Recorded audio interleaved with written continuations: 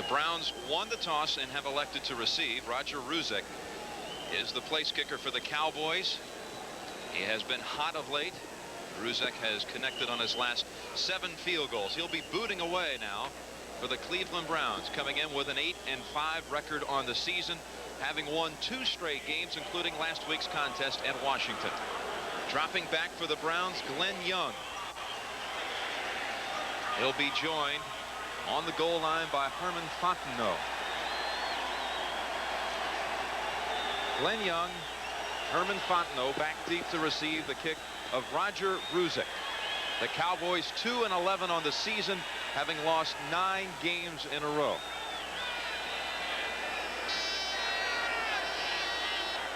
Only the second time this season Dallas donning the dark jerseys, as today they're playing at ice-cold Cleveland Stadium. We are underway. Ruzek's kick comes to Young at the 8. To the 28-yard line. Glenn Young on the return, stopped by rookie Billy Owens. And out comes Bernie Kosar. Marty Schottenheimer said his best game of the year was last week's performance against the Washington Redskins. He'll face the Dallas defense up front. Ed Jones and Jim Jeffcoat are the ends. Brooks and Noonan are the tackles for the Dallas defense. Linebackers Burton, Lockhart, and Gary Cobb. And in the secondary for Dallas, Everson Walls, Robert Williams, Michael Downs, and Bill Bates. Mack and Biner in the backfield. Biner in motion from the 28. First down for Cleveland. It's Mack. Mack fumbles the football. It's scooped up by the Cowboys. And Everson Walls has it for Dallas at the 25-yard line. A turnover on the first play of the game. Ron Burton jarred it loose.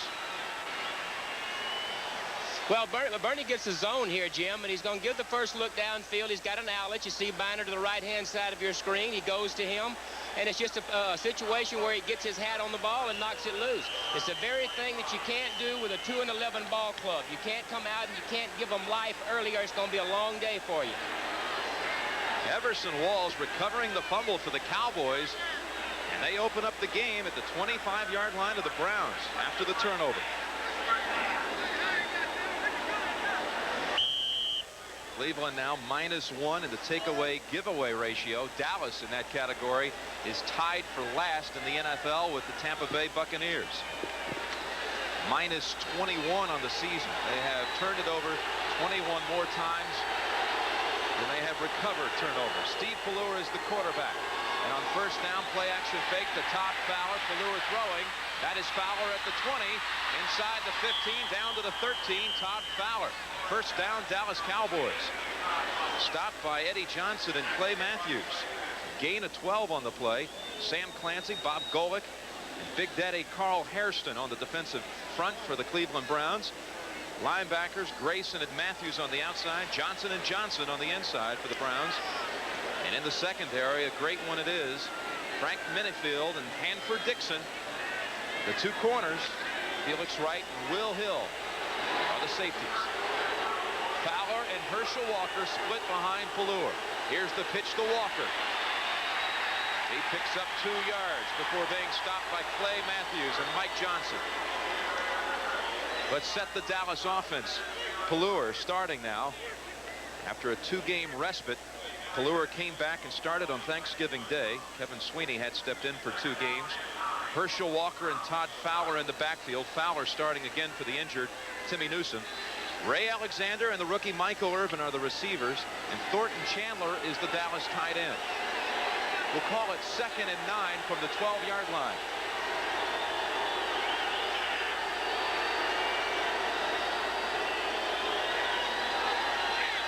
Michael Irvin comes out of the backfield in motion. Fowler and Walker remain. Here's the give to Walker off right tackle. And again, he's stuffed after a short gain. Mike Johnson again on the tackle. The leading tackler for the Browns is Mike Johnson in his 3rd season out of Virginia Tech. On the defensive side of the ball, Jim, what they're going to have to do is the first thing they have to do is you have to take a look at Herschel Walker, find out where he is. They've got to stop him. They can't let him get started early. They would like to force him into a game where Pelluer has to carry him by throwing the ball. They have to get good first down plays in order to keep the Cleveland defense off balance.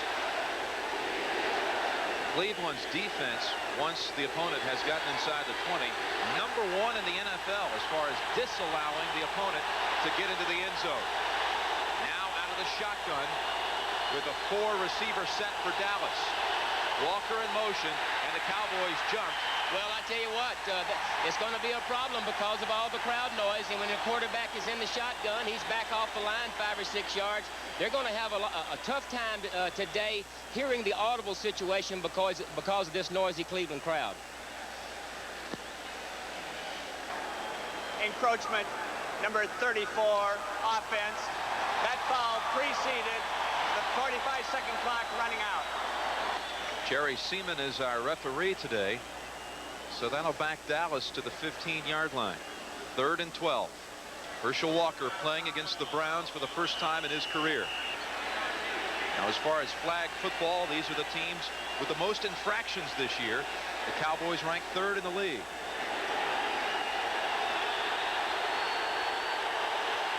There's the crowd noise we talked about. Makes it awfully tough. Again out of the shotgun. Cleveland brings in Will Hill as the extra defensive back. On 3rd and 12, shuffle pass is read by Clancy.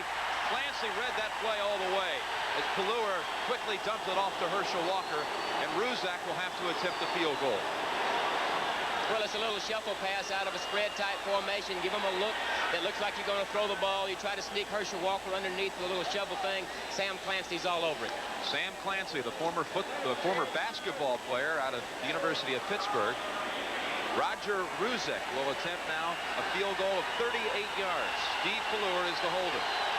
38-yard attempt for Ruzek, who has been good on his last 7 attempts.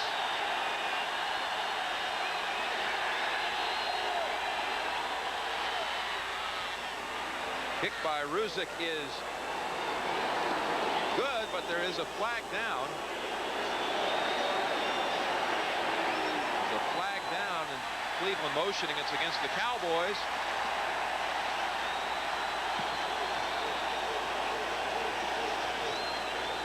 So take away the field goal, and Ruzek will have to attempt again. Ruzek in his 2nd season with the Cowboys out of Weber State College in Ogden, Utah. Illegal hands to the face, number 78 offense, still 4th down. This will certainly add length to Ruzek's attempt.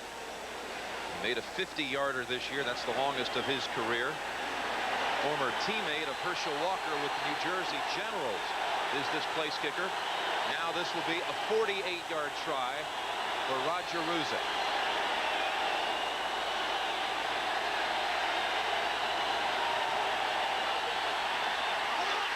It is blocked. Blocked by Matthews. And picked up by Stephen Braggs. And the dog pound is going wild. Well, they got them barking now. They dodge a bullet down here. The Cowboys penalized themselves in the first field goal. They didn't get very good first down plays down in there. And this is going to be a big lift for their offense, shutting them down there. Now let's let Bernie go to work. Clay Matthews broke through right in the middle of the line. Got a hand on it. Stephen Braggs at the University of Texas picks it up. Cleveland and Dallas are scoreless. A snake. Clay Matthews made the play here for the Browns. Well, you see him circled right there, and the easiest place to block a field goal is right up the middle. That's where Matthews gets the penetration, right in the middle, right in front of the kicker, and they block it and dodge a bullet. Herman Fontenot in the game as a receiver.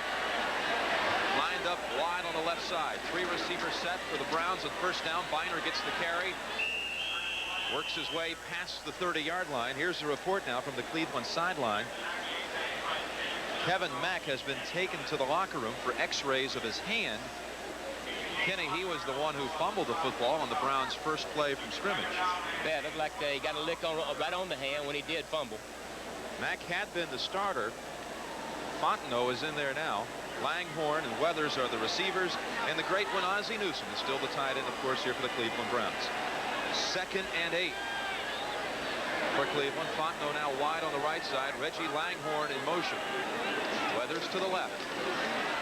Kozar with good time, and he has Brian Brennan near midfield. Sure-handed Brian Brennan, first down for Cleveland. Well, here's what you got to deal with when you deal with Bernie Kosar. He gets back, the ball is gone to hurry. Look how quick he gets rid of the ball once he sees his man. Zap, the ball's gone, throws a strike right on the numbers.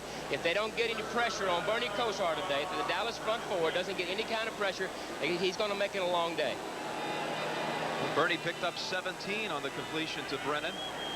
Ball at midfield, 1st and 10 for Cleveland. Biner and Fontenot in the backfield behind Kozar. Ozzie Newsome in motion. Here's the give to Biner. Eugene Lockhart hits him after a gain of 3 yards. Another thing we can look for, Jim, this running attack of Cleveland is built around an offensive line that is a straight-ahead type blocking outfit.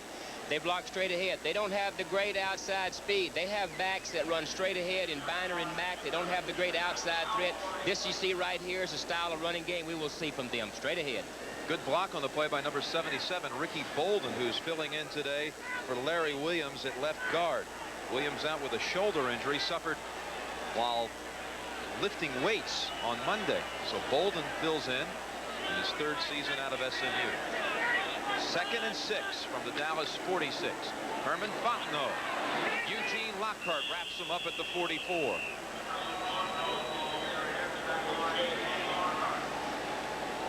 Gain of 3 on the play. The Giants on the board against the Cardinals. Key game in the NFC East. And there's a game Cowboy fans will be watching very closely. Green Bay and Detroit. Should Green Bay win today against the Lions and the Cowboys lose, then Dallas right now would have the inside track for the first pick in the draft, which would be Troy Aikman, the quarterback of UCLA. I think they might like to have a new trigger man.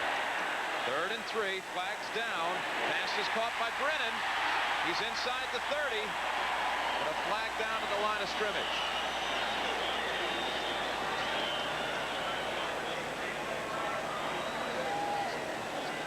Jim Jeffcoat may have jumped for Dallas.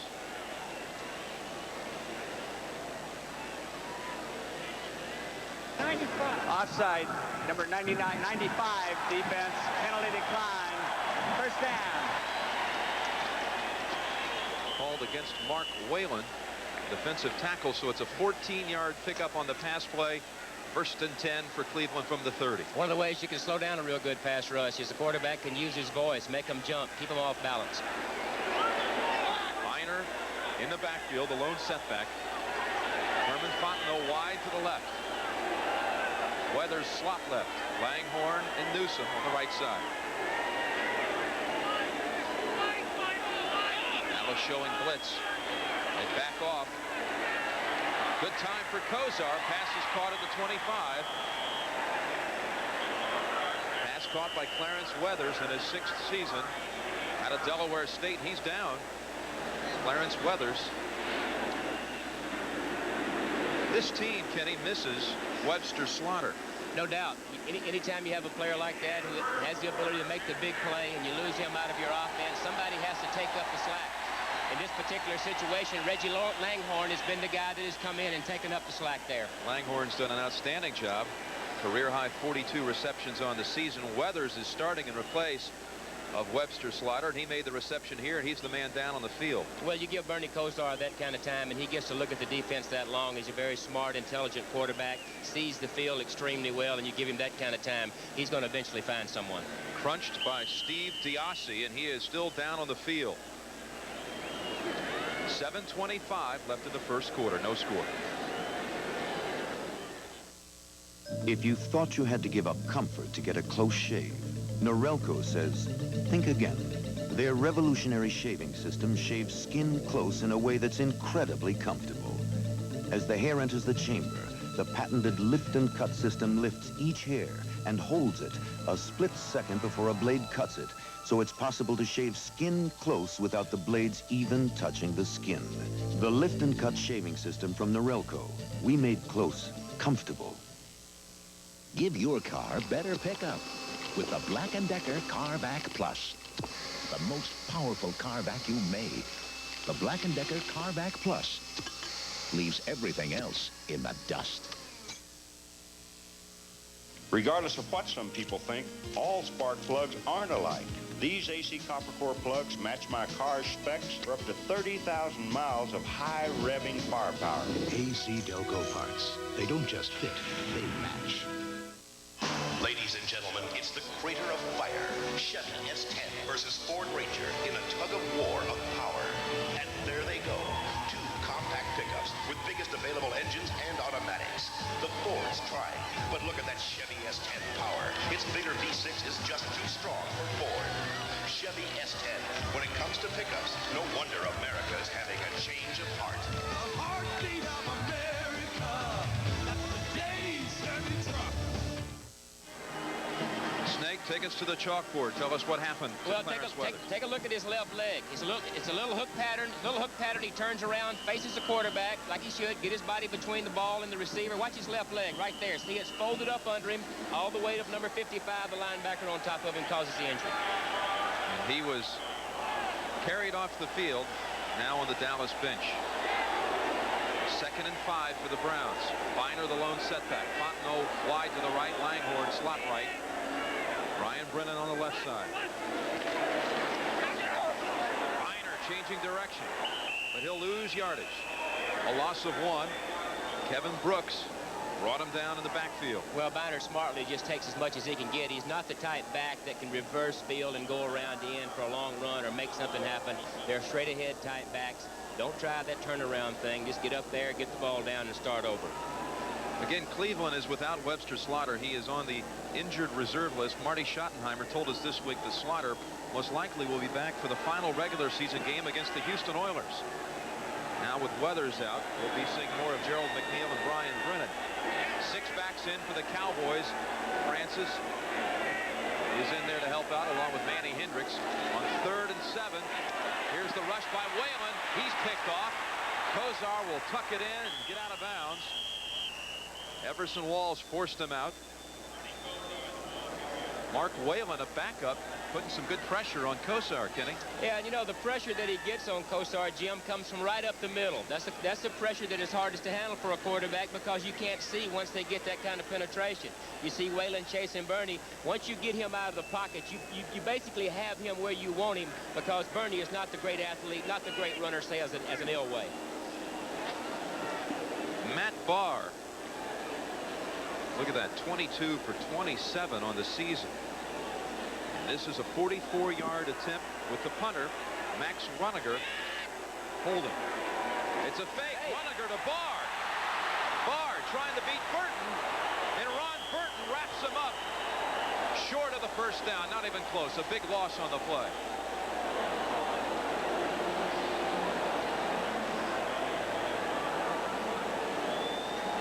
Well, it's easy to sit up here and second guess, but when you have a team that has to win, and you start throwing the ball to your kicker, I have a little bit of a problem with that. When you've got a quarterback like Bernie Kosar, he didn't get it done. Let's don't take any points off the board. Let's go ahead and kick this, get ahead, and make Dallas play catch up from the get-go.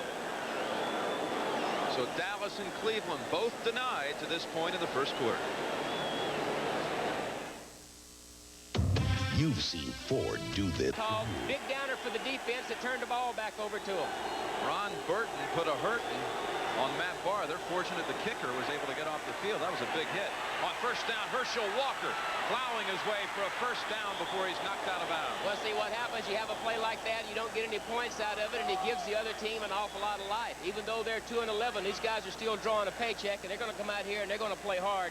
You give them life, and it makes it a long day. Wipe out the 14-yard gain for Walker.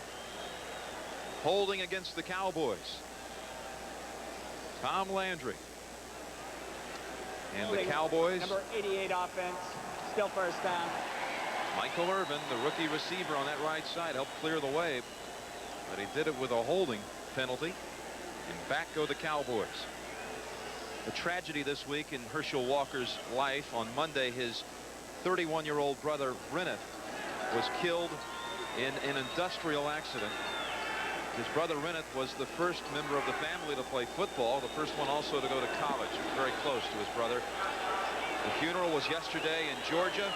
Walker flew in last night late for this contest, and Herschel gets the carry on 1st and 9, and he's stopped by Hanford Dixon.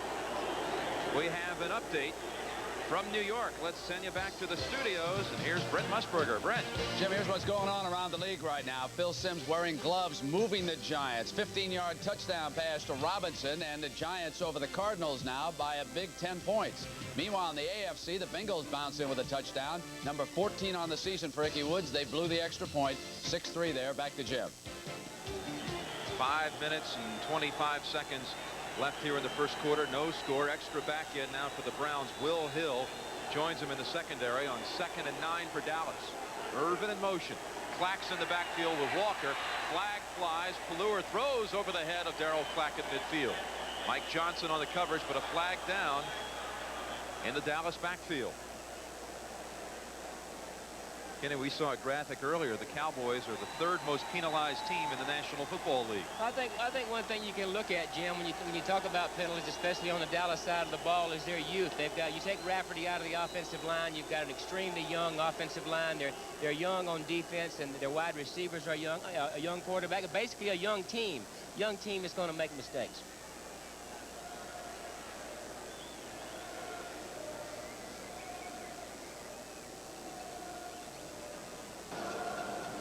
Illegal hands to face. Number 68 offense. Still 2nd down. Here's on the right side is Crawford Kerr, number 68, Kenny. Well, that's a no-no. You know, you can't get your hands up around the head, up under the face mask. You can get your hands out, but not around the face mask or head area. That's 4 penalties against the Cowboys in the opening quarter. 4 penalties, 35 yards in all. They've been backed up. And now it's a 2nd down play for Dallas. 2nd and 19. This kind of situation that Dallas does not want to be in with a young offensive line is these predictable passing situations where the Browns can lay their ears back and come after you. No shotgun.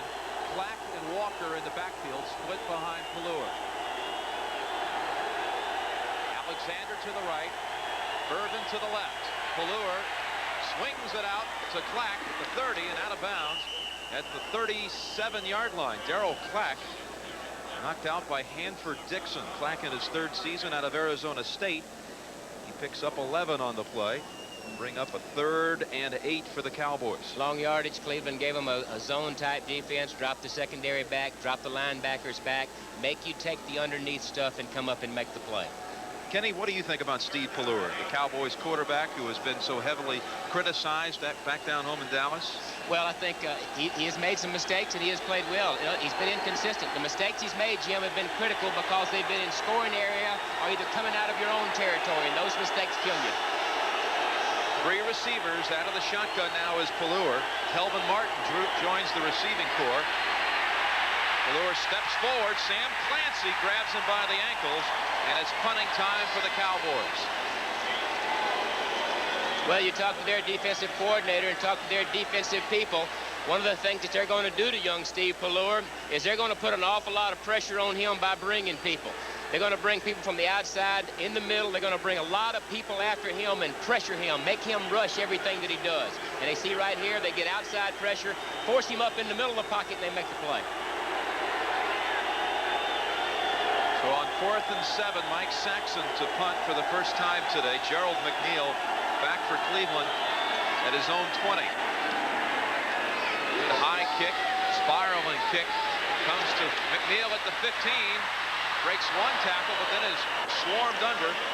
Ron Burton again makes the tackle. That's 2 big plays by Burton on special teams. He denied Matt Barr on the fake field goal. It stops McNeil on the punt return. Listen to the heartbeat. We're in the first quarter. 4 minutes and 12 seconds remaining in the opening quarter. Well, the Dogs are already getting lathered up here in the first quarter. You know, Cleveland is the only team in the National Football League without a logo. team felt like it needed an identity, and really Hanford-Dixon started this whole dog defense and has turned into a nickname for the whole team, the Dogs. He really did. He did it by barking at the defensive line to help them get a pass rush, by barking at them like a dog chasing a cat. Langhorne and Fontenot wide to the right side. Brennan to the left. Play action fake. Here's the pass to Fontenot at the 20 on one knee. Bill Bates and Everson Walls combine on the stop after a 7-yard gain. Bill Bates, the leading tackler for the Cowboys. Well, that's a matchup that they won't mind taking. If you can get a back like Fontenot out, and you can make a strong safety, which is usually the weaker cover guy in the secondary, the weakest cover guy in the secondary, strong safety, get him out one-on-one, and he's going to play off, give the receiver an awful lot of yards, and you just take that. Create the short yardage situations like we have here. Seattle and New England, two other teams pursuing wild card spots, although Seattle, of course, is still in that divisional race out in the West, very much into that. But all those teams around 7 and 6, 8 and 5 are right up against each other with 3 weeks to go in the season. Ernest Biner on the carry. Eugene Lockhart locks him down at the 25-yard line. Gain of 1 on the play. Okay, right here, what you're going to see is you're going to see Lockhart, the middle linebacker, and his job is to roam from side to side. Watch him come here. Watch this. There he goes. He sees the play breaking. Now he takes the angle of pursuit to cut him off and makes the play. Ron Burton again was the first man to get near him, and Eugene Lockhart finished him off. Will measure for the first down.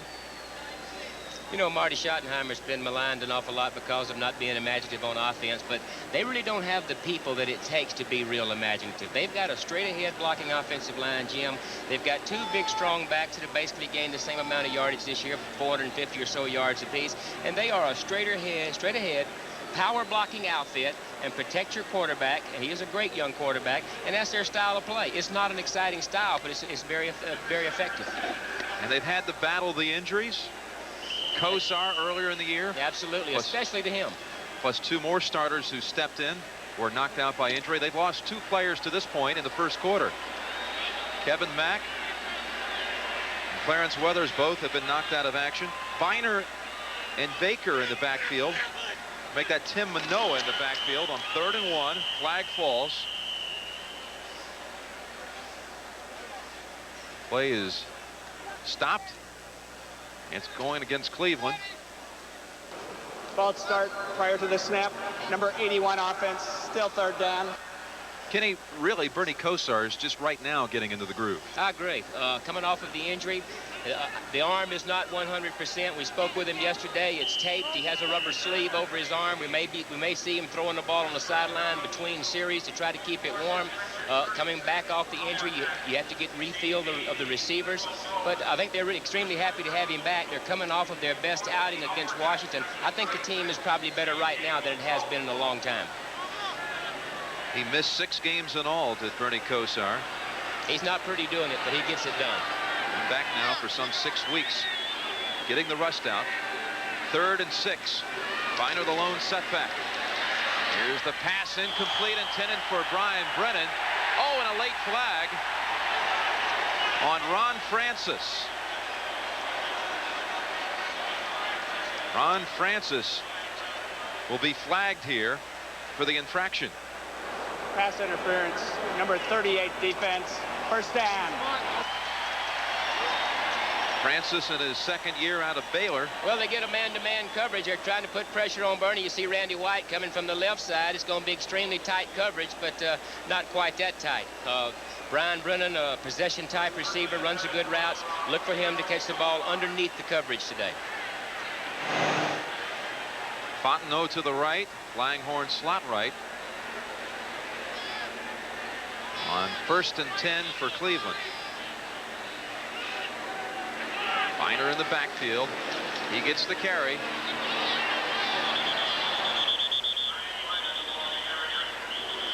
Pickup of 2 on the play for Ernest Biner.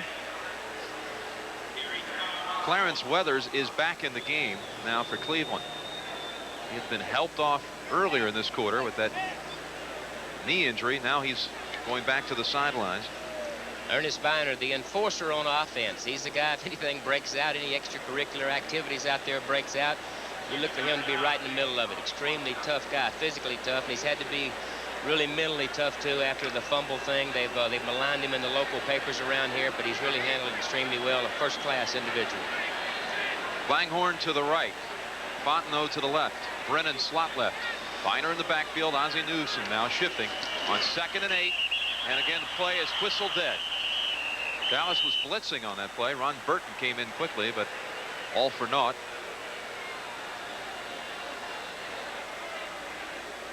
Again, Jerry Seaman with the call. Delay of game. Offense. Still 2nd down. Snake, what do you remember about playing here at Cleveland Stadium on a cold afternoon? Just about like this. Crowd noise. Crowd noise is always a problem here. It's, I guess, capacity-wise, the largest in the league, and these people are avid fans, and you get these dogs in the end zone down here. You get them all lathered up and barking and raising Cain, and it makes for a kind of a fun place to play, but the crowd can be a factor in the game, especially down around the goal lines, going in and coming out. They come dressed up in their dog outfits for these games. You get papers on about half of this group. Again, yellow flags everywhere on 2nd and 13. Encroachment. Number 98 defense. Still 2nd down.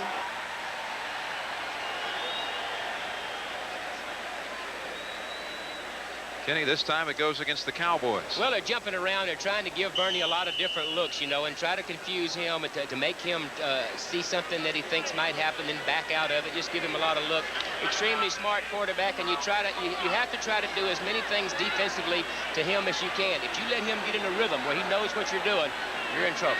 Back to 2nd and 8. The Cowboys now have been flagged 6 times in the first quarter after only 2 penalties in their last game against Houston. Pass is caught by Langhorne at the 40. Cuts to the right side. He's at midfield. Everson Walls is knocked off. And there goes Reggie Langhorne for a touchdown.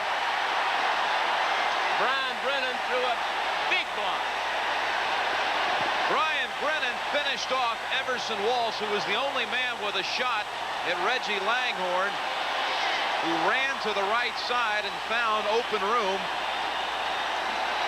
And the Browns are on the board with the big play.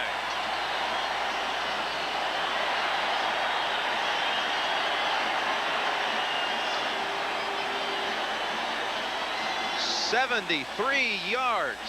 Well, here it is. You're going to see him coming from the left-hand side of your screen. Makes the play right there. Nicely thrown. Watch the block by Brian Brennan right there. That's Excedrin headache number whatever. Big play. This is the guy that has come up with the big plays for Cleveland, Reggie Langhorne. Extra point is good by Matt Barr.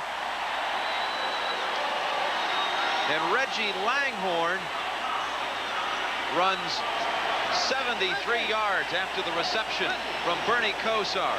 And a beautiful block by Brian Brennan to set him free.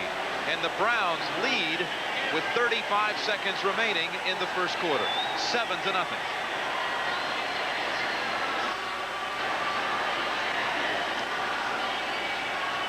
Bernie Kosar's numbers here in the first quarter, of course, they were certainly padded with the run after the catch on this play. Look at that stance of Bernie Kosar under the center, right leg back, left leg forward. The reason they do that is Bernie's not the quickest guy in town, not the best athlete on the field. He has a little trouble getting out from under the center, running into guards. The offensive linemen have a tendency to step on his feet, which that can't be much fun either. So what they do is they cheat that one leg back and try to get him out from under the center as quick as they can. He hasn't missed. 118 yards passing. 73 of it on that play. That's what they have to have, is they have to be able to run the ball straight ahead, create the short yardage situations, and protect Bernie Kosar. That's the way this team has to play offensively. Last week, sacked 6 times against Washington. You got to keep that guy as clean as you can if you're going to get in the party during the playoffs. Just a 4-play drive after the explosion from Kosar to Langhorne. 7-0. It is cold on the field.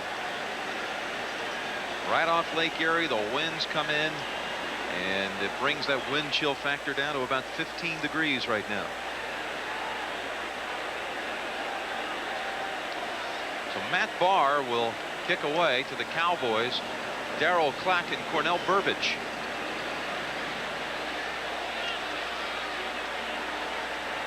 Burbage on the right is leading the NFC in kickoff returns. Clack is fourth. Burbage last week returned 153 yards against the Oilers, but he also fumbled a kickoff return in the fourth quarter. Barr's kick, a squib kick, fielded at the 20-yard line. Fielded by Glenn Titensor. Titensor returns it to the 29-yard line.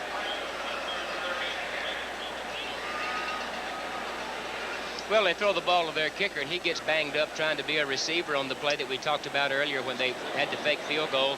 That particular kickoff right there is kind of a knuckleball down through the middle. It makes you wonder whether or not maybe the bruised ribs are affecting his kicking. Could be a factor if the game stays close and you have to have a field goal to win the game. We'll have to keep that in mind, I suppose. Barr also has the flu today. Side, number 35 kicking team. Re-kick, 5-yard penalty. Offensively for the Dallas Cowboys, what they're going to have to do is they have to have good first down plays, Jim. They cannot get in predictable situations of 2nd and 15 and 3rd and 10s, those type things, because the Cleveland defense is just too tough against that situation. They've got to keep them off balance with the traps and little draws and screens and spread the ball around and have good first down plays. Very important. Now Cleveland's going to re-kick. And as you see, Tom Landry, 3rd most wins in NFL history. Only George Halas and Don Shula have more victories. The man with the flu bug, Matt Barr, will kick away again to Darryl Clack and Cornell Burbage back deep for Dallas. Final seconds of the first quarter, 7-0 Cleveland. This ball is scooped up by Darrell Smith at the 25 and out to the 33-yard line. 21 seconds left in the first quarter. Steve Pelleur, one of the few players on the field without a long-sleeved sweatshirt underneath his jersey. You know, some quarterbacks really don't like anything like that. Don't like to wear a flak jacket. They don't like anything around them. They don't like anything on their arms or around their wrist area and elbow area because they think that affects the way that they throw. I think it's just up to the individual. I always wore as much as I could. I hear you. So the Cowboys have it at their 34-yard line. Clack and Walker in the backfield. Pro set offense for Dallas. Michael Irvin in motion. Play action fake to Walker, rolling right. Pelleur throws. It's caught by Irvin. Nice move to get away. He's at midfield and in Cleveland territory after the move to shake one tackle. Eddie Johnson finally brought him down. Kevin Max now out of the locker room. Again, he had x-rays taken of that hand. And we may be seeing more of him. We're at the end of the first quarter in Cleveland with the Browns leading the Cowboys 7-0. A lot of people up there, Jim. Fowler and Walker split behind Pelleur. There they come. Pelleur throws it down the left side, and it's over the head of Everett Gay. And I thought the Dallas line did a good job of picking up the pressure coming in on Pelleur. Well, as we said, look at all these people up there. They put a lot of people up there because they're going to get a lot of pressure on the young quarterback. We touched it on it earlier. You see him jumping around up there, make him get rid of the ball. You see he has to throw the ball extremely quick. The thing that you do get in that situation is you're guaranteed of a man-to-man type coverage. Our guy beats your guy. That's the first incomplete pass of the game. But a big 3rd and 9 for the Cowboys now, trailing 7-0 early stages of the second quarter. Dallas has scored only 2 touchdowns all year in the second quarter. Out of the shotgun. Pelleur standing in the pocket, firing. He's got a man caught inside the 30, Michael Irvin, and he's down at the 28-yard line. Michael Irvin, 20-yard pickup on the play. Good protection for Pelleur.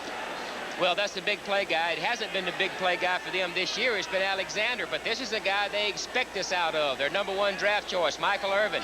The thing that makes this play successful, the thing that makes it happen, is they get good pass protection. They let Pelleur stand back there, and if you give any quarterback enough time, they do a little surgery on you.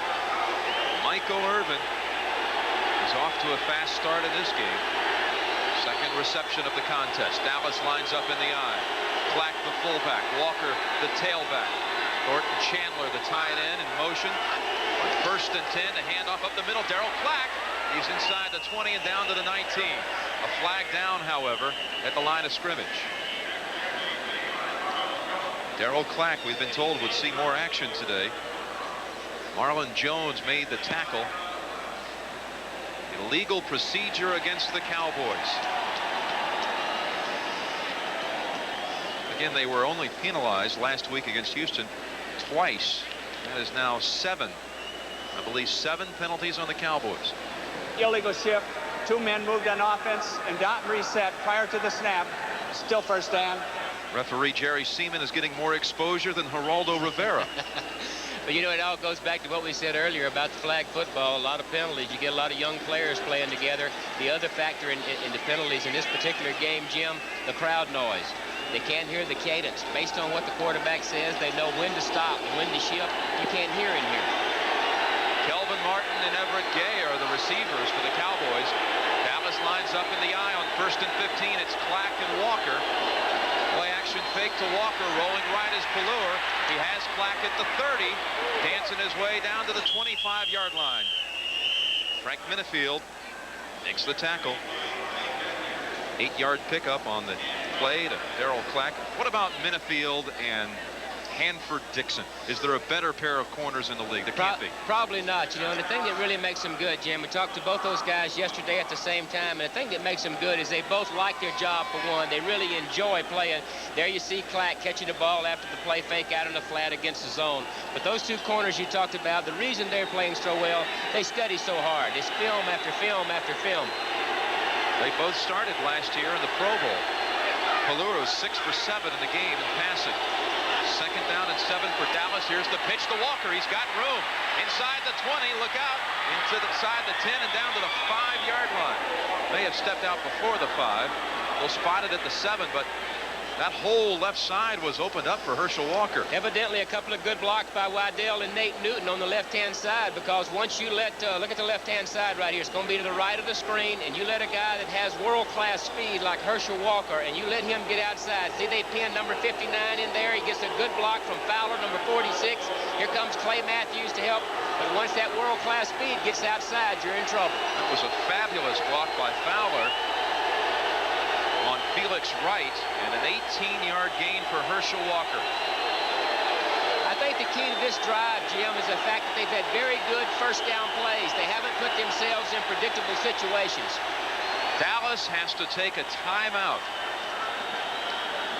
Kenny, I worked the game last week for CBS Radio on Thanksgiving Day, and they had 2 occasions where inside the 10, again, they had to call a timeout, just as they do now. You hate to waste them. It takes time to get your gal to see the light. It takes time. It isn't always love inside. From really loud. No doubt, Jim. I think when you come out of the huddle, or when you come off the sidelines, or whatever play they send in, you have to do something and hope you don't have to audible. They're all barking. They call that end zone the dog pound. Out of the eye, Fowler and Walker. Walker up the middle. Inside the 5 to the 4. Darrell Sims, Mike Johnson on the tackle.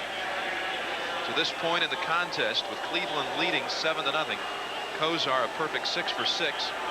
And the long touchdown, 73-yard touchdown pass to Reggie Langhorne. 7 penalties on the Cowboys. Total yards now starting to even up. Double tight ends now for the Cowboys as they send in Steve Folsom to join Thornton Chandler. Both tight ends line up on the right side. Fowler goes in motion. Pitch left to Walker. Walker is dropped for a yard loss. Sam Clancy and David Grayson. They grab him at the 6. It's a yard loss. David Grayson, I played with his father. His father was a safety with the Oakland Raiders. When I played a while back, young man made the team. He was brought in as a replacement player. Ran a 4.6 40. Marty Schottenheimer like that. Made the team and is beat out their #1 draft choice. Wait a minute. You said you played with his father? I played with his father. Doesn't seem like that long ago, but I played with his father in the late 60s. Now, after the loss on the carry by Walker, it is 3rd and goal for the Cowboys from the 7. Clack's back into the game. Walker goes in motion. Look out, here comes the blitz. The pass caught by Clack at the 5, and he gets in for the touchdown. Darryl Clack scores the touchdown for the Dallas Cowboys. Two nice efforts, one by the quarterback to get rid of the ball under extreme heavy pressure. People all over him. We said at the top of the show that they were going to put a lot of pressure on a young quarterback by bringing a lot of people. They do it. He does a great job of getting rid of the ball. Great job by Clack of extra effort to put it in the end zone. Just for good measure, another flag on the play. I believe it's after the touchdown was scored. Unsportsmanlike conduct. Number 88 spiked the ball and did not score. A 5-yard penalty will be assessed on the succeeding kickoff. A little overzealous Michael Irvin. He grabbed the football out of Clack's hands and said, let me... He's working on his spike. Yeah, I got to work on it. Yeah, choreographed spike. They got to work on him occasionally. But there's a great job of getting rid of the ball. Great second effort here by Clack to drag him into the end zone. Then Irvin takes the ball and spikes it right here. He's going to enjoy this. He hasn't had the occasion to do that much this year, as a matter of fact. Here it is. Irvin just ripping the ball out of the hands of Clack. Right there. Ho! As he faces the dog pound, he spikes it, but that'll cost the Cowboys on the kickoff, on the ensuing kickoff. Clack scores the touchdown. That's his first of the season. And Clack did a great job of beating Brian Washington, who had a shot at him at the 3-yard line. And again, with it being 3rd and goal, and he ended up short of the goal line. Good mismatch there. You get Brian Washington, a safety, trying to tackle a 220-pound back, and the back's going to win that little war. And he did indeed. Roger Ruzek to attempt the extra point. Pelluer the holder.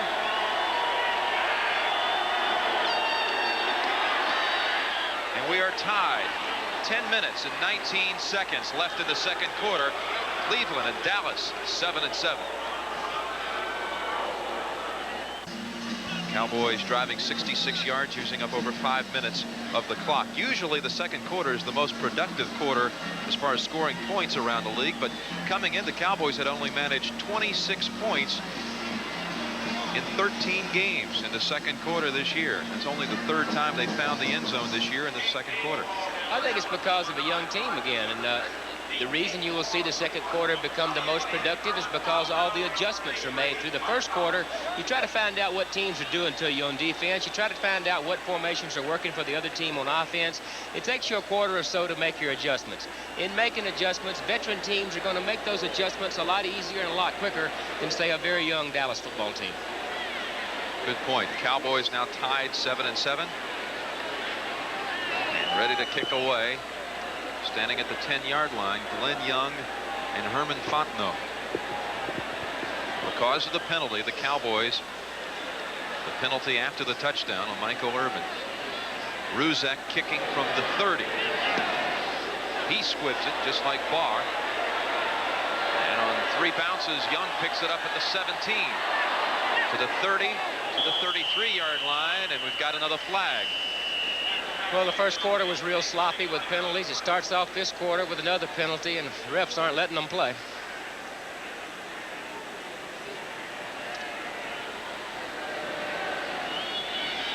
It almost gets to a point where you wonder, are you disrupting the flow? There's no doubt. I think offensively and defensively, you try to get into some kind of rhythm. You try to get into some kind of rhythm on offense and defense. Every time there's a flag thrown, it takes you out of that rhythm. You have to stop and start. Return, number 48 receiving team. First down. 8 penalties now on the Cowboys, and we still have 10 minutes remaining in the second quarter. That's 8 penalties on the Cowboys, and that one on Cleveland is number 4 for them. There you see Bernie Kosar. Bernie's right arm. Bernie has got tape on his right arm. He's got a rubber sleeve over the tape, and the problem with his situation right now is keeping that injury warm. He has to keep it warm by throwing the ball on the sidelines. Cleveland comes out now with a 3-receiver set. Biner in the backfield. Here's the pass to Biner, the 30, to the 40, and near midfield with a flag down in the backfield. Finally stopped by Everson Walls and Eugene Lockhart, but a flag down by the quarterback. Illegal hands to the face. Number 73 defense. Penalty decline. First down. Cleveland now has it in Dallas territory. Penalty on Danny Noonan here, Kenny. Watch number 73 right there, Danny Noonan. Look at his left hand. Look at his left hand. He's got his left hand up under the face mask. That's a no-no. And that's a 30-yard gain on the play. So Ernest Biner, that's his longest reception of the season for Biner. And Kosar is a perfect 7 for 7. Mack's back in the game. He's the fullback here in the I formation. And here's the carry by Biner. Biner picks up good yardage to the 43, a gain of 6. Cleveland driving again. Let's send you back to New York with an update. Here's Brent Musburger.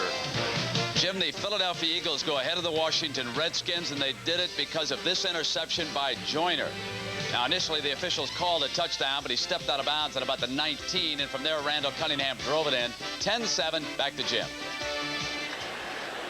Here, 9 minutes and 10 seconds left in the second quarter. Cleveland and Dallas all tied. The Browns have it now, 2nd and 4 from the Cowboys' 43-yard line. Mack and Biner again in the I formation.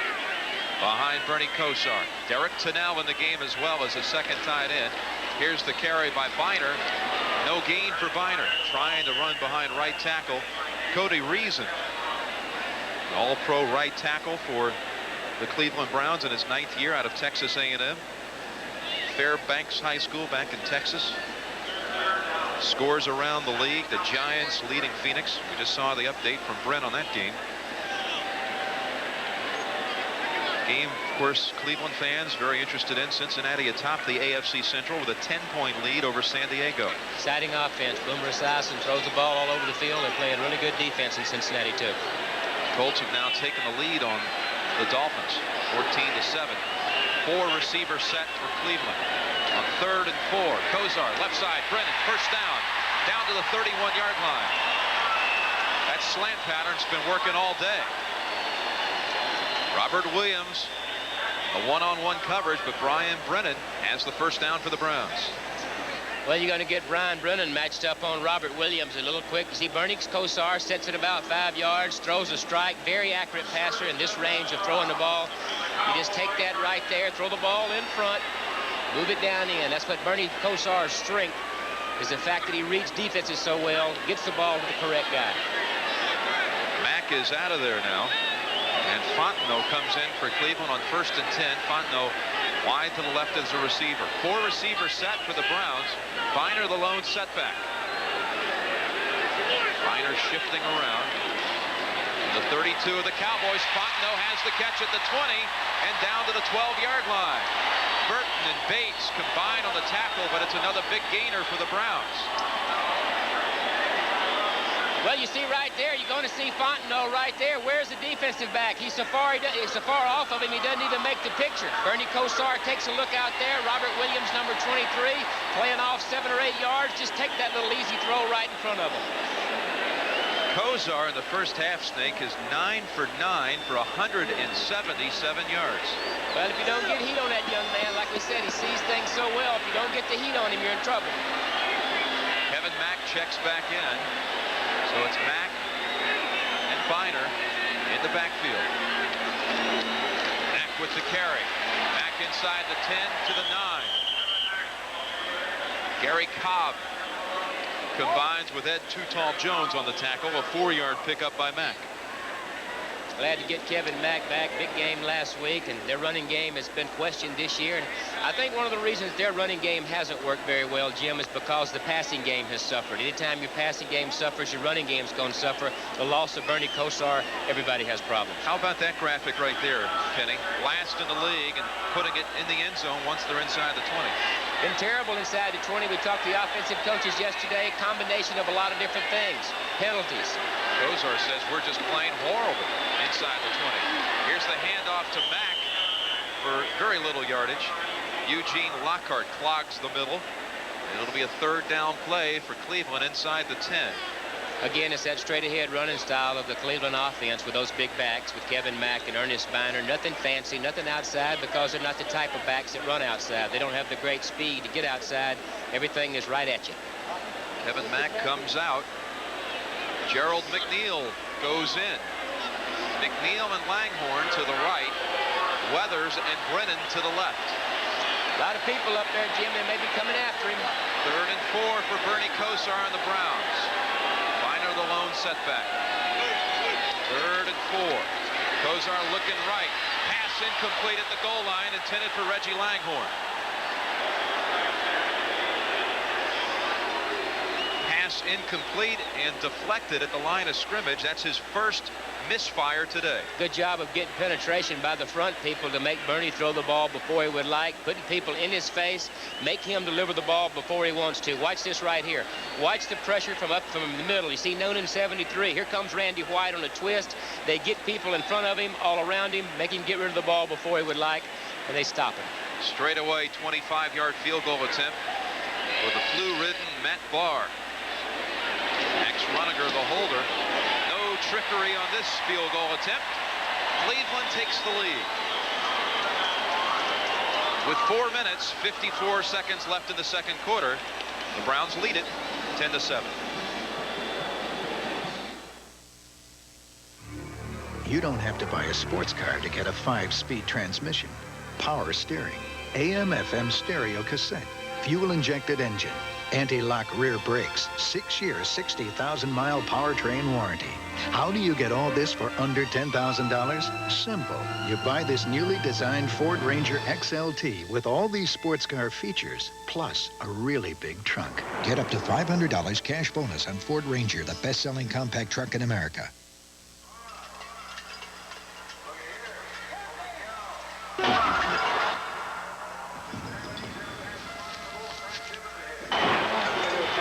There's only one gene endorsed by the Professional Rodeo Cowboys Association.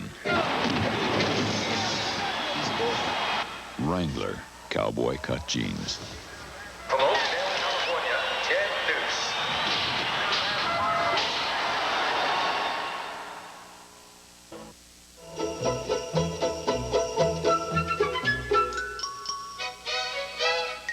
For those hardy souls who brave the elements in search of the perfect tree, McDonald's has a treat just for you.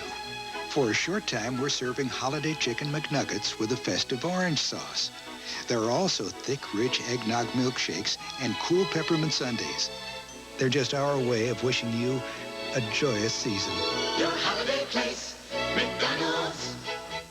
DePaul, Georgetown. It's the season premiere of college basketball on CBS Sports, the home of the NCAA championship. Ed Too Tall Jones almost got his hands on this one. That's why they put him right over the center, because you got a guy that's 6'7", 6'8", and his job is to get penetration. The way you do that is you first hit the center, try to knock him back a yard, get a yard or two penetration, and then get your hands up. That is amazing to think he has never missed a game or even a practice. God, I played in games I wish he would have missed. Matt Barr kicking away. Clack and Burbage back deep for the Cowboys. Burbage has it at the 6. Here's the NFC's leading kickoff returner. Not much on this one. 14-yard return for Burbage to the 20-yard line. Timeout on the field. With 4:46 left before the half, the Browns lead it by a field goal. Somebody ordered a knish. Where are you? No, that's what I said. Get it out. Service, please. At the 2nd Avenue Deli in Manhattan, they recently added something new to the menu. Pass me on the bag. The phone number of their Murata fax machine. Another fax. 2 pepper steaks, 1 hot. The guys say that before they bought the Murata, things were pretty hectic behind the counter. Just a second, darling. Don't you see I'm busy? Murata fax machines. I have a very long Christmas shopping list. A whole football team that my career depends on. But my shopping is easy because they let me know exactly what they want. Isotoner gloves for men. I buy isotoners for the big guys and the super fast little guys and everyone in between. Because isotoners fit them all. So this Christmas, take care of the hands that take care of you with isotoner gloves. Way to go, Dan. Thanks a lot. After 6 hours of school, I had enough for the day. I hit the radio dial. With the designed-in sound of a Delco Electronics music system, now the best seat in the house is in your GM car or truck. Delco Electronics, it's who we are. First, Gillette made shaving closer. Then we made it smoother with Ultra Plus. Its Luber Smooth strip glides the razor over your face for Gillette's smoothest shave. The Ultra Plus system. First, we made it closer, then we made it smoother. As you NFL followers know, the final 2 weeks of the regular season, there are a couple of games shifted to Saturday. Next weekend, we will have NFL action on Saturday, beginning with the NFL Today at 3:30 Eastern. That'll be followed by the Eagles and the Cardinals, two of the top teams from the NFC East. Vern Lundquist and Terry Bradshaw will be on hand from Arizona. That's next Saturday, the Eagles and the Cardinals. Arizona can't be all bad this time of year, huh? Woo. Take your golf clubs with you, Vern and Terry. The way you play, I'm just going to watch. Cowboys now from the 21-yard line, 1st and 10. Flack and Walker out of the eye. Cowboys to throw on 1st down. It's caught by Flack. That's the same play they scored on. 5-yard pickup to the 25. Minifield and Clancy on the stop, along with Mike Johnson. As you said, Jim, it's the same play that they scored on, and what they do is they come out of the I formation, they fake to Walker, you see it right there. That's to hold the linebackers. They get the linebackers to hold in one spot, they slip the fullback in there in front of them or behind them. He makes that read. Short, safe pass to call. It scored a touchdown earlier. Flack has now caught 4 passes here in the 1st half. A lot of play passes because that defense, those linebackers are very aggressive. They react an awful lot. They're quick and overreact occasionally. 2nd and 5. Martin in motion. Double tight end set for the Cowboys. Here's the carry by Walker. Look at him just fighting his way. 1st down for Herschel Walker. That is all power on that one. Breaking tackles and picking up the 1st down, Herschel Walker. Well, it's a counter tray type thing. It's the same thing that Washington made very exciting. Watch these two people. Watch the guard and the tackle on the left-hand side right here. There's a little counter step. The guard and the tackle both pull to their right. Herschel Walker's responsibility is to cut off either the tackle's block or the guard's block. 1st and 10 Cowboys from their 33-yard line. 3 minutes and 20 seconds before the half. Walker and Todd Fowler split behind Pelluer. Chandler in motion. Hand off left side. Walker to the 41-yard line. I think the important thing here is the 1st down plays. They're getting good 1st down plays. They had the play pass on the 1st series, hit Clack out in the flat, create short yardage situations. This time they get a 7 or an 8-yard run out of Herschel Walker, creating another short yardage situation, and this keeps the Cleveland defense off balance. You see Kevin Sweeney on the sidelines, Danny White in the sweater on the sidelines helping out as well. Of course, he's on the injured reserve list, is 36-year-old Danny White. So we had a great talk with him yesterday, and he would like one more shot with this ball club. He would like the opportunity to say, hey, here's your ball club in 1979. Go and win with it. Landry says he'll most likely be back. 2nd and 2. Walker picks up the 1st down to the 46-yard line. Brought down by Clifford Charlton, the rookie out of Florida. 1st down for the Cowboys. 2 minutes, 15 seconds left. Cowboys not in any hurry to get another playoff before the 2-minute warning. Well, there's Danny White. We started talking about him, and I really had a nice conversation with him yesterday, and I really feel for him. He wants to play badly. Do you think he should come back? I'm not sure that I think he should come back. I know that he wants to come back. We'll be right back. It takes time to get your gal to see the light. It takes time. It isn't always love inside. From the first little glance till she's ready for romance. Remember, little man, it takes time. It takes time to make the coffee percolate. It takes time to get your gal to set the date. From the first moonlit walk till you get the baby talk. The Elegance Collection from Citizen. Yeah. The event, the prestigious Black and White Ball. The place, the cultural heart of Northern California's wine country. And the wine served, why, Gribari, of course. Wines of tradition. In 1859, Isaac Cook created a Great American champagne to launch the Great American Clipper ships. Today, people are still launching celebrations with Cook's Imperial American Champagne. The Ford Mustang LX convertible. With its impressive list of standard features, it's just what the doctor ordered. Open up and say, ah. Now get a $400 cash bonus on specially equipped Ford Mustang. Next Sunday, we'll have a doubleheader for you. The NFL today, of course, starts it off at 12:30 Eastern. The Cowboys and the Redskins, or Detroit and Chicago in the early game.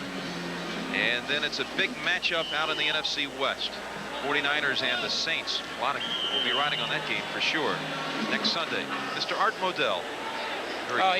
He's been great since we've been here. They've been over backwards to help our crew, and anything that we've needed from the Cleveland Browns. He's seen that we get it, and it's been a pleasure working with him. Dallas 1st and 10 from its 46-yard line. On first down, Pelluer has the reception to Walker. Walker is stopped after a 7-yard gain in Cleveland territory. Mike Johnson on the tackle. Dallas will have to work against the clock now, and the Cowboys, having utilized one of their timeouts inside the 10, will work with 2 timeouts. Of course, coming up at halftime, Brent, Irv, and Dick will have scores and highlights from around the league. Plus, Dick will have the story of a player in a position that's often overlooked, the center position. And the great one from the Colts, Mr. Ray Donaldson, the all-pro center for the Colts. With Clack and Walker in the backfield. Pelluer setting up a screen to Clack. And Clack spins loose and gets out of bounds. Saved a lot of time on that and picked up a first down as well. Nice piece of running by Darryl Clack. Good balance by Clack to get the first down. They're going to take a good hard look at Darryl Clack. They're going to use a lot of receivers today and evaluate this team for next year for the 1989 season. Their success they're having on this particular drive, Jim, I think is all predicated on the fact that they're getting good first down plays. They're creating those short yardage situations, which enables them to do the draws and the screens and the things that they're doing. And I think they have Cleveland's defense off balance a little bit. Darryl Clack has, again, 5 receptions. Today, he had only 7 on the entire season coming in. 1st and 10 from the 41 of the Browns. Out of the shotgun, Clack and Walker. And the play is whistled dead. Looks like a delay of game penalty. Delay of game. Offense. Cowboys take too much time bringing the plays in, and this is what's happened inside the 10 today. And again, it happened on 2 occasions last week when they were taking on the Houston Oilers. Well, you have to get them in as quick as possible so that the quarterback, and most quarterbacks in systems where they send in the plays from the sidelines, they have the ability to change that play if they would like. They have that kind of flexibility. The earlier you can get the guy the play, the more time that he has to get up to the line of scrimmage, take a look at the defense, and make any kind of audible or adjustment that he might need. Cleveland brings in some extra defensive backs. Mark Harper, Brian Washington, and Will Hill add to the ranks. Had to call home, did he? We're trying to, well, the rates are cheaper on the weekend, are they? Call home. Wife says get a loaf of bread and some milk. Come on home. They were ready to go, and the Cowboys again will come out of the shotgun. Pelluer flanked by Walker and Clack. Under a heavy rush, this pass is overthrown. Burbage was in the area. Burbage one-on-one coverage with Frank Minifield guarding him. And Pelluer just threw that one away with the blitz coming on. Well, miscommunication or an audible at the line that evidently the wide receiver didn't pick up. I was watching him. He ran about a 12-yard out route. Pelluer throws the ball about 30 yards down the field. Eagles just getting better and better. And Cincinnati steamrolling past San Diego in the first half. 2nd and 15 with 1:04 before the half. From the shotgun and good protection. Pelluer's pass incomplete, intended for Kelvin Martin, but almost intercepted by Mark Harper.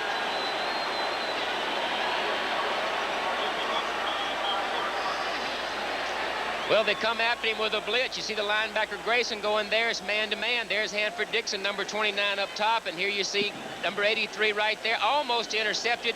Good, tight man-to-man coverage, which you have to have if you're going to blitz the quarterback. First time that Kelvin Martin has been thrown to today. Mark Harper in his 3rd season out of Alcorn State knocked it away. So it's a 3rd and 15 for the Cowboys, 59 seconds before the half. Pallure going long. He has a man at the 10, and it's caught by Burbage at the 5. He is ruled down at the 5, Cornell Burbage. That's a bad place to celebrate down there on that end. You get hit in the head with a bone. 41 yards on the pass play. Pallure to a sliding Cornell Burbage. Burbage got back up on his feet. He thought he might have scored. He wasn't sure he had been down by one of the Brown defenders. Well, there's Clancy, 91. You see the pressure, which there isn't very much. Man-to-man coverage. He throws the ball up, and it's a great adjustment. Watch the adjustment. He has to come inside 3 or 4 yards and a diving catch. Nice adjustment on the ball by Burbage. And like we said, you celebrate on that dog end down there. You get hit in the head with a bone. Here they come. Here they come. Might be more than a bone. Better get out of there. Threw it right over Hanford Dixon. Cornell Burbage with his first reception of the season. Picks up 41 yards on a 3rd and 15 play. Dallas will have it 1st and goal from the 5. The Cowboys have taken a timeout. Their customary timeout inside the 10, so it seems. Yeah, and you know, you hate to see that because they're awfully important at any place in the field, but especially down there. Here you see the catch again. You see Burbage. Watch the adjustment. He's on the sidelines, and he has to come in and slide about 3 or 4 yards for the play. Great receivers have to adjust to the balls that aren't thrown perfect. You know, I'm not so sure he wasn't back up on his feet before he had been down, Kenny. That could have been a touchdown. Maybe we get another look at it. On 1st and goal, play action fake. Here's the pass. Folsom, touchdown, Dallas. Steve Folsom, the backup tight end. And the Cowboys take the lead. Well, a nice play call down here. Last time they were down in this particular part of the field, Jim, they ran Walker up the middle. They ran straight ahead with a dive-type play. Instead, here they bring the tight end across in motion. They're going to give a little play fake in the middle. There it is right there to Walker. That's what they ran last time down there. Everybody has to respect Herschel Walker. Tight end slips in behind it. Steve Folsom's 8th catch of the season, his 2nd touchdown, and the Cowboys lead it with 41 seconds before the intermission. Good call against a real active group of linebackers like Eddie Johnson, Mike Johnson, and those people. Ruzick with the extra point attempt. And it's good. That was a good fake by Pallure. And, you know, it was set up well because, as we said, last time they were down on the 5-yard line, they hit up in the middle on 1st down with Walker, and it kind of sets that up right there. Consider that Dallas had scored 2 touchdowns all season in the 2nd quarter. That's 2 touchdowns in 13 tries. And today they've scored 2 touchdowns in the 2nd quarter. They've equaled that today. Yeah, they've done it the hard way because they penalized themselves on offense and on defense. They've played through penalties, and they've got the ball down there. Pallure has made the big plays when he's had to. He's throwing for a high percentage today. His receivers are doing a good job of coming up with the big plays. And you give a team life like this, I mean, there's such a fine line between a 2-11 team and a team like this that you give anybody life, it can be tough. Cowboys, a team with 9 consecutive losses, and Cleveland, certainly the team right now with a lot riding on this contest. 8-5 on the season in the wild card chase, not totally ruled out of the divisional race, but really there's so many possibilities at this point, Kenny. It's almost scientific. You have to get down into so many variables to try to figure it out at this point. I tell you, Jim, it was a lot easier as a player for me. You just go out and play whoever they threw out there on the field and beat them and let somebody else keep up with the standings. But there's exactly what you're talking about. And one thing's for certain, the Browns, if they win their final 3 games, they will be in the playoffs as at least a wild card team. Again, it's a long shot that they could overtake the Bengals by the end of the season in 3 weeks. From a player's standpoint, the players really, they know what they have to do, but they won't keep up with all the scenarios. They won't keep up with all the variables that it would take to get into the playoffs. What the players do is they just say, put a team out there, let us go win, and you guys figure out the standings. Cincinnati with a win today against San Diego assures itself of at least a wild card. If if they can beat the Chargers. Squib kick by Ruzick. And it's picked up by, I believe, Sam Clancy. Sam Clancy it is, the defensive lineman. Returns it past the 35 to the 37-yard line. Bernie Kosar, 9 for 10. Both of the quarterbacks with impressive numbers in the first half. 9 for 10, 177 yards. Balleur has thrown for 2 touchdowns on the other end. Houston and Cleveland will meet in the final game of the regular season right here at Cleveland Stadium, and you have to think that will be a very important contest. Could have bearings as to who will host the wild card game. With 4 receivers in 36 seconds, Kosar's throwing over the head of Langhorne. Everson Walls was in the area. A little bumping going on, but it may have been Langhorne who hit Everson Walls. Well, the crowd wants interference, but they're not going to get it. The official says that the ball was overhead, not a catchable ball, and that's the call.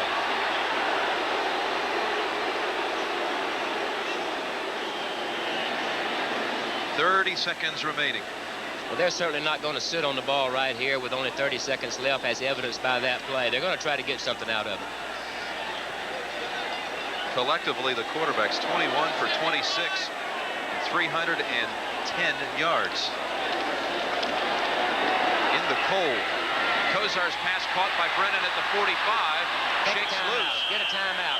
Stop the clock. Snake, he is right by the first down yardage marker at the 47-yard line. Which is probably going to be a break for Cleveland, Jim, because they're going to stop the clock and take a real close look at this, and well, they're going to give them a first down. They are indeed going to give him the first down. I thought they might measure as well, but it's a first down for the Browns. They've already moved the chains.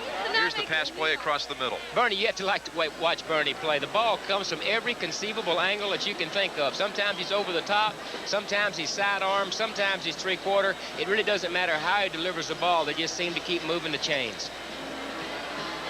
Again, Brian Brennan had held all of Boston College receiving records, and they were later broken by the Cowboys' Kelvin Martin at Boston College.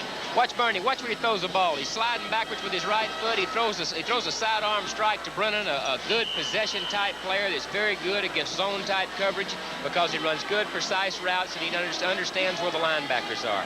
But Bernie's really fun to watch because, like I said, you never know where the ball's coming from out of there. So now we have 20 seconds remaining in the first half. Dallas leads at 14-10. Bernie's got one leg back, as is customary. Here comes a sack by the Cowboys, Gary Cobb. Kosar cornered by Cobb, and it's a big loss. And the Browns have to utilize another timeout with 16 seconds remaining. Well, here it is. They get pressure on Bernie, and the way they do it is they bring the linebackers. You're going to see Gary Cobb, number 59. You see him coming from the left part of your screen. He's on Bernie before he has time to set up and take a look at what's going on down there. He had no chance. Kenny, let's check some of the scores now from around the league on the Sports Wire. Tampa Bay leading Buffalo in a surprise. Vinny Testaverde has the touchdown in that game with a 4-yard run. Well, you always think about teams like Buffalo, if they're playing well, spot in the playoffs, and you wonder how they're playing this week. They've got all their people in or not. Colts are a game back of Cleveland as far as the AFC wildcard picture. A very important game for Indianapolis in the East. Very important game for Seattle in the Western Division. They're all bunched up with Denver and Oakland. And Los Angeles. And New England has a 7-6 record. Absolutely. San Francisco is putting the heat on the New Orleans Saints in the Western Division of the NFC. Dallas fans thought this might be the day that Green Bay would win, opening the way for Troy Aikman, but it's all Lions in the first half. 16 seconds before the half. Kosar flushed out of the pocket, throws on the right side, complete to McNeil, gets up and out of bounds with 9 seconds left. Well, good job by McNeil of knowing where the sidelines is located, knowing he's running short of times, get out of bounds and stop the clock and have one more shot to do something, maybe a Hail Mary. Gerald McNeil. 9 seconds left. Marty Schottenheimer will bring McNeil out and send Clarence Weathers back in. There's proof that the little guy can play. Absolutely. Guy's not big as a hoe handle, and he's back there returning punts and kickoffs and catching the ball, and little guys can play too. 9 seconds left, 3rd and 12 for the Browns. Good rush by the Cowboys, and again Kozar goes down. Kozar goes down as he is wrapped up by Mark Whalen. Will play in the Dome in Houston. Tampa Bay over the Buffalo Bills. And Cincinnati's keeping an eye on Buffalo. Should Buffalo lose today and the Bengals win, Cincinnati would have at this point the home field advantage in the AFC. There's Herschel Walker on the carry for a little gain. And that's awfully important to play at home, as evidence here with this type crowd, or in Cincinnati the same type crowd. And I think the home field advantage varies from stadium to stadium based on whether it's outside with a group of people like here or inside in a dome stadium. I don't think home field advantage is as much as, say, here or in Cincinnati. No, Buffalo. Buffalo's very good, you bet. We were up there earlier in the year, and those fans are just like the ones here. Will Hill and Mark Harper, 2 extra defensive backs, come in for Cleveland on 3rd and 6. Dallas with a 4-receiver set, 1 setback. It's Herschel Walker. Pelluer is under center. A lot of people coming up. Pelluer throws incomplete, intended for Kelvin Martin at the 27-yard line. Harper on the coverage. Well, if you're playing defense, safety, here's what you're looking at. Pelluer back there. They're trying to get an out route to Martin out here, but the little bit of pressure that the defensive line gets makes Pelluer have to unload the ball a little sooner, throws the ball too far out front. Wonder if Dallas would try any trickery at this point. With a 4-point lead in midfield, I don't think so. From the 40-yard line, Mike Saxon in. He will boot it away. Big high kick. Will hit inside the 10, inside the 5, in fact, but takes the hop into the end zone. Saxon is very efficient at kicking it inside the 20. That time the hop took it into the end zone for a touchback. Blue Diamond almond growers are giving away the farm. See, Americans have been so good about buying a can a week of Blue Diamond almonds, we're saying thanks with Blue Diamond's Farm Giveaway Sweepstakes. First prize, a GMC Truck Sierra pickup. Grand prize, a 10-acre California almond orchard, or $50,000 cash. For details, see Sunday Papers December 4th, and watch out for Blue Diamond store displays. A can a week is all we ask.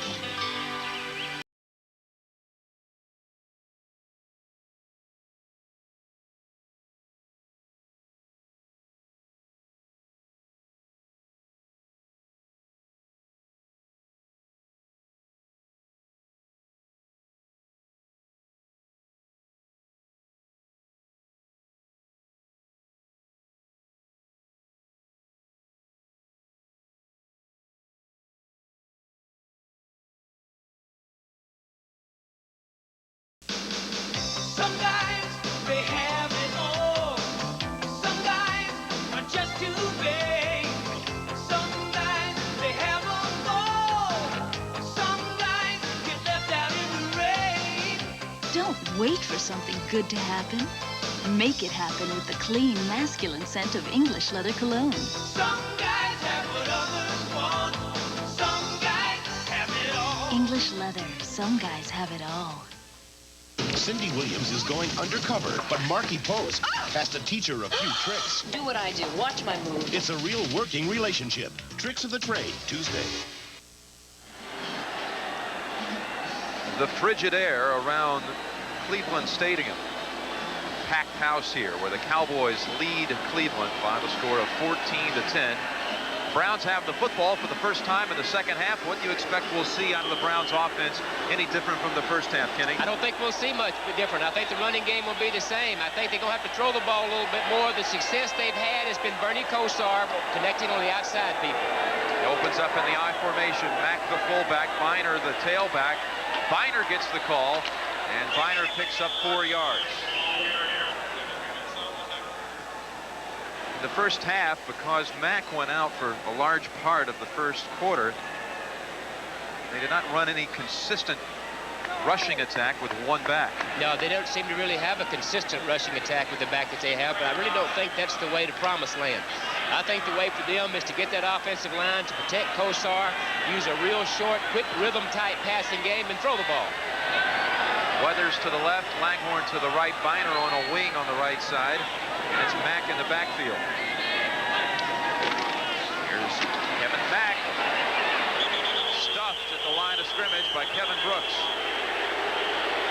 Maybe a gain of 1.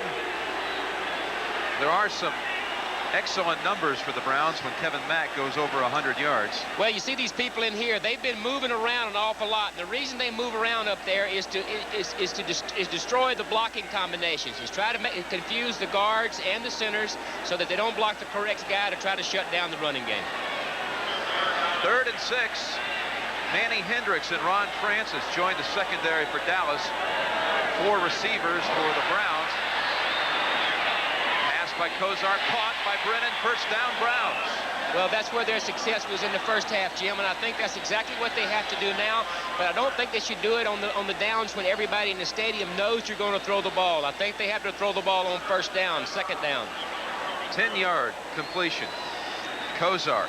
How about this technique? Look at that stance. Well, I don't know. But I tell you what, he delivers the ball on time and to the right guy. And like we said earlier, the reason he's cockeyed under there is to get him out from under the center as quick as possible. Was that ever a problem for you? It can be a problem with any quarterback if you hang around in there too long, because pulling guards and people stepping back on pass protection can get on your feet. 1st and 10, Kosar to throw. Now flushed out to the right side, throws it away, incomplete. In the area of Ozzie Newsome, who has not caught a pass today. Newsome has a streak of 140 consecutive games with a reception. He has not caught one to this point. Well, you talk about great tight ends. I think you have to mention him along with the Mike Ditkus and the Dave Caspers and the Kellen Winslows and John Mackey's and people like that. Ozzie Newsome is just a great, great football player. Has been for an awful long time, and who knows, I think he may be with this Browns organization in another capacity before long. And your coach at Alabama, Bear Bryant, said he was the best end he ever coached. Great player. 2nd and 10 for Cleveland. Biner and Mack in the backfield. Long cadence for Kosar. Throws at the Mack, incomplete. Bates, Lockhart, and Burton were all over there to converge on Mack should he have caught it. 3rd and 10 will be the next play for the Browns. Well, that's Bernie's outlet. Is a guy standing over there. He's going to get the pressure. He's looking downfield. He can't see anybody, and this is an outlet just to get rid of the ball so that you don't suffer the sack. The right thing to do. This is a situation that they don't want to be in. It's not the ideal situation to throw the football. It's to throw the football when you have to as opposed to when you want to. Predictable situations will get you in trouble. 8 minutes and 18 seconds left in the 3rd quarter with the Cowboys leading 14-10. 4 receivers in the game for Kosar, who stays under center. Throws long to McNeil at the 40, at the 30, at the 20, and out of bounds inside the 15-yard line. However, a flag is down in the backfield of the Browns.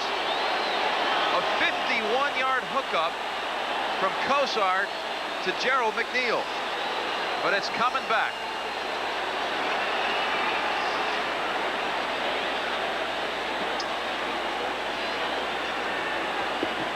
Kosar with his hands on his hips in dismay as this one will be coming back.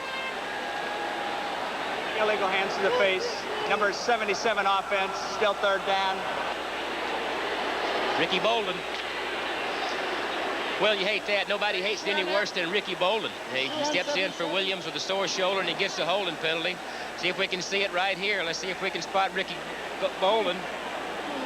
Yeah, he's got the hand on the outside. Number 73, Danny Noonan. You have to keep those hands on the inside of the plane of the body. He got his right arm on the outside, and he gets caught.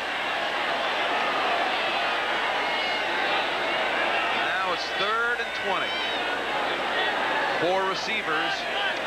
Biner in the backfield. Kosar goes long down the left side, and there's no one there except for Robert Williams of the Dallas Cowboys. Well, you see Clarence Weathers right there. I was watching him. He ran about a 10 or a 12-yard out. Bernie threw the ball 35, 40 yards down the field. Whether or not it was an audible, it's hard to say, but there was miscommunication between that man right there, Weathers, and the quarterback, Bernie Kosar. Max Runiger is the punter for Cleveland. With Kelvin Martin of the Cowboys back to receive the punt at his 35. His first punt of the day for Runiger. Doesn't catch it all. Martin tries to make the catch. He fumbles, but is picked up by his teammate Robert Williams. That ball just went clear through his arms. And it was retrieved by Robert Williams. A near turnover for the Cowboys, who have the football and the lead midway through the third quarter.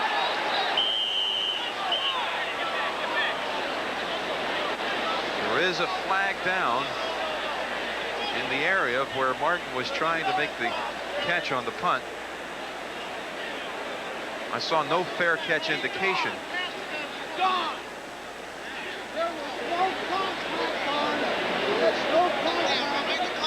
The Summit now being held. Marty's going to do a little officiating. Give him a hand. Here's a replay of it. It looks like the ball just goes completely through his arms. He doesn't even slow it down. Looks like he thought it was going to be contact. I don't think he touched the ball. Close to a turnover. Mark Harper was right in his face as he attempted to make the catch. Mark Harper of Cleveland. Absolutely not. Jerry Seaman is the referee. Well, Dave Kamansky is the replay official today. And the communicator is Jim Heffernan. Well, you have to give the guy that's receiving the ball, you have to give him room to at least make the catch. And it was awfully crowded then, close together, and that may be what they're looking at. There was no infraction on the play because the ball had hit the ground prior to the contact. First down. No penalty.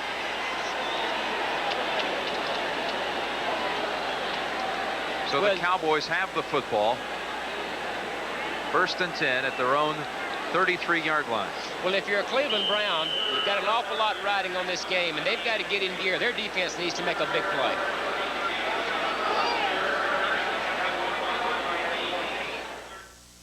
If you thought you had to give up comfort to get a close shave, Norelco says, think again. Their revolutionary shaving system shaves skin close in a way that's incredibly comfortable. As the hair enters the chamber, the patented lift and cut system lifts each hair and holds it a split second before... Scoring in the third quarter, but the Cowboys lead it over Cleveland. 14-10, impressive numbers by Steve Pellure. 12 for 17, 133 yards and 2 touchdowns. Walker and Fowler in the backfield. Dallas operating out of the pro set. Pellure throwing on first down, completion to Ray Alexander. Looks like he has the first down for Dallas. He does at the 44, an 11-yard gain. And today, Pellure silencing some of the critics about the Cowboys' quarterback problem. Well, there's been a lot of critics surrounding that position. A lot of people talking about it, thinking that Danny White's best days are behind him. Pellure's made the mistakes down in the scoring territory and coming out of his own territory. And a lot of talk. A lot of people think that they need some new blood at that position, a new fire, somebody to build around, a Troy Aikman-type player, possibly. Todd Fowler and Walker in the eye on first and 10. Walker gets the carry and picks up 2 yards to the 46-yard line. I tell you what, if you're a Cleveland Brown, somebody has to make a play. You have to look for somebody. Bernie Kosar made the play on offense a minute ago, but they get the penalty. Now the defense on the field, somebody's got to come up with a big turnover. They've got too much riding on the game. They're struggling for a wild card berth. Winning division is remote, but they're not making any plays. They seem to just be kind of really lethargic out there, and somebody's got to step forward and do something. Walker 17 carries for 86 yards. Cowboys at their 45-yard line. 6.5 minutes left in the third quarter. 2nd and 9 for Dallas. Clack and Walker split behind Pellure. Dallas out of the pro set. Pellure to throw. Ball is batted down. Batted down, incomplete at the line of scrimmage.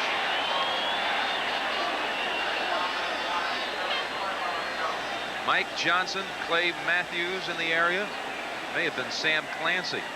Well, it's going to be Sam Clancy, number 91. You look right there on your screen. That's where the pressure's going to come from. There's Clancy down below.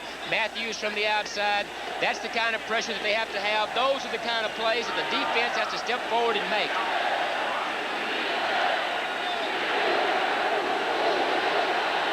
Now the crowd begins to chant, urging on this dog defense of Cleveland on 3rd and 10. Make it 3rd and 9 for Dallas. Pelluer going long to Everett Gay. He has the catch at the 32-yard line. Everett Gay with a 23-yard hookup with Steve Pelluer. Well, it's a nice corner route. You're going to see it on the left-hand side of your screen here. It's a corner route to Everett Gay, number 80, and the ball couldn't be thrown any more perfect than this right here. It all starts with the great pass protection. Watch where the ball's delivered. The only guy that can come up that is Gay. Nice throw, nice catch. Everett Gay caught that over his former college teammate at the University of Texas, Stephen Braggs. Another one of the young receivers that Tom Landry's taking a look at to evaluate this team for next year. Dallas in the eye. Now shifting around Fowler and Walker. 1st and 10 Dallas from the Cleveland 32. Audible. And a mix-up. Pelluer will tuck it in and pick up a yard. It was so loud down there. Ray Alexander, the receiver wide to the left side, raised his hands up and said, hey, I can't hear you on this. See, you can tell it's an audible. Watch the guys raise up. Watch the guys raise up, and they will look in, and so they can hear. They look in there to try to hear something with this kind of crowd noise. This is the thing that can happen an awful lot, is you're going to have busted plays because you can't hear. Now inside of 5 minutes in the 3rd quarter. Dallas leading Cleveland 14-10. Jim Nantz along with Ken Stabler from Cleveland Stadium. 2nd down and 9 for the Cowboys. Darryl Flack, the fullback. Walker, the halfback. Play action fake to Walker. Pelluer now rolling out, throwing incomplete. Intended for the tight end, Thornton Chandler at the 30-yard line. Mike Johnson in on the coverage. Marlon Jones put on some pressure for Pelluer. Well, the play fake was 2nd down and 9 or 10 to go. I don't agree with, because you're not going to run the ball. You're going to throw the ball. So why reverse out of there, and why try to play fake the ball? Because you're not going to run it. You're going to throw the ball. Just drop straight back out of there, and that will help the pass protection. Dallas has had success as we see the Bills have scored on a safety to cut that lead of Tampa Bay's down to 10-2.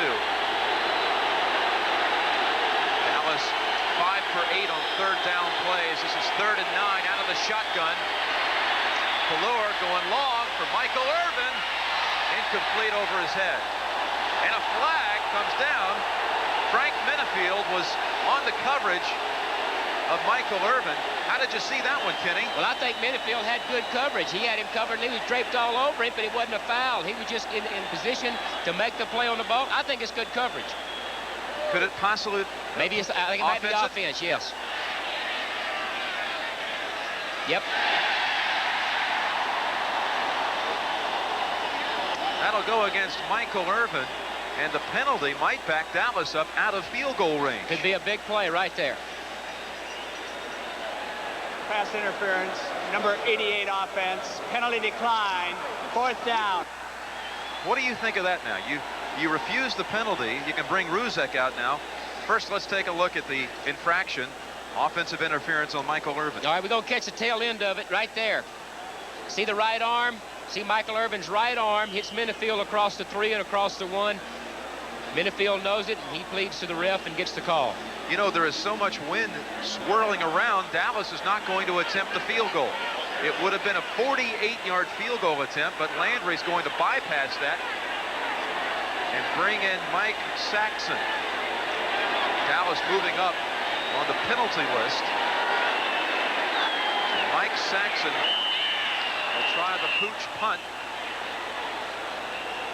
But instead, someone jumped, and the Cowboys, of course, trying to lure the Browns offside. False start offense.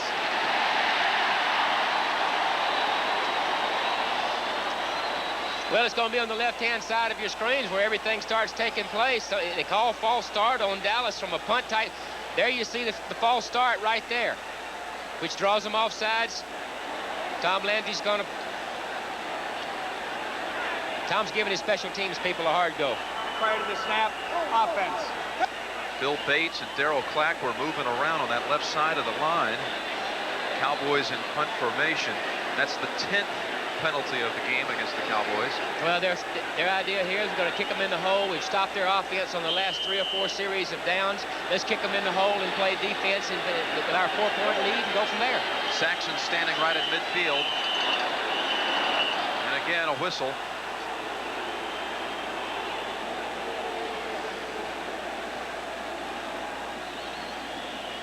Late third quarter.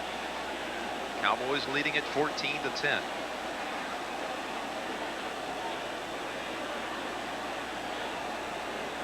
This place is notorious for treacherous wind conditions coming off of Lake Erie, right out of this end zone that the Cowboys are driving toward. What did you think of the decision, though, to bypass a 48-yard field goal attempt? It's not that windy today. No, it's not. You look at the flags, you look at the ribbons on top of the post, the direction that they're kicking, and they're straight down. Very still. Saxon kicks it into the end zone, so the Browns will have it at the 20. You can see very little wind here at all. Cleveland will take it over after the touchback. Dean Lockhart had a few things to say about the dog bones that are being thrown out of the dog pound. Well, he's no dummy, though. You watch, he doesn't like the dog bones. He breaks it, he stomps it, and now get the heck out of there. There he goes. Don't stay around down there. Look at that. That guy will bite you. Kenny, what do you think of the decision for the Cowboys? They netted only 11 yards from the original line of scrimmage had they missed the field goal attempt that they never tried. Good point, Jim. No wind on the top of the flags out there. You're a 2-11 ball club. Let's kick it. Big difference between the 4-point lead and 7. Kozar to throw. Weathers has it at the 37. He beats Robert Williams on the play. First down, Cleveland. Well, that gets him out of the hole. You can't throw the ball any better than that. The ball was in the air. The ball was in the air before Weathers ever comes out of his move. You can't see the receiver here. All you're going to be able to see is Bernie Kosar releasing the ball. All starts with great pass protection. They get it. He's already out of his move. He didn't even see the ball. He turns around. There it is. That's great, great timing. Up to the offense now to make the big plays. That Bernie Kosar made one last series but had the penalty. Weathers picks up 19 on the play. First down for the Browns. With Mack the lone setback by Kozar throws. And there's Ozzie Newsome. He keeps the streak alive. Great. You bet. 141 consecutive games with at least one reception. And they love Ozzie Newsome in Cleveland. Well, like I said earlier, if you start talking about tight ends, you have to mention this guy's name along with the Mike Ditkas and Kelly Winslow, John Mackey, Casper. That guy right there is a wonderful, great football player. Bernie Kosar, his strength is seeing things. He sees a defense, spots Ozzie out there, gets him his catch. Good catch, too. Bernie's taking the game in his hands now. He has to make the play. Everybody looks to these two guys, veteran player and Newsome. They got to get it done. They are chanting Ozzie, Ozzie. As Ozzie lands far enough for the first down. Pickup of 10 on the play. First down, Cleveland at its own 49-yard line. What a great guy he is. A lot of people think that you may see him in the front office of Cleveland one day. Outstanding member of the community here as well, Ozzie Newsome. Second all-time longest streak, consecutive games to Steve Largent. Picks up another Browns first down. Mack in the backfield. Biner lined up as a receiver wide to the right. Langhorn slot right. Weathers on the left. Burton forces Kozar out of the pocket. A flag down as the pass is dropped by Reggie Langhorn.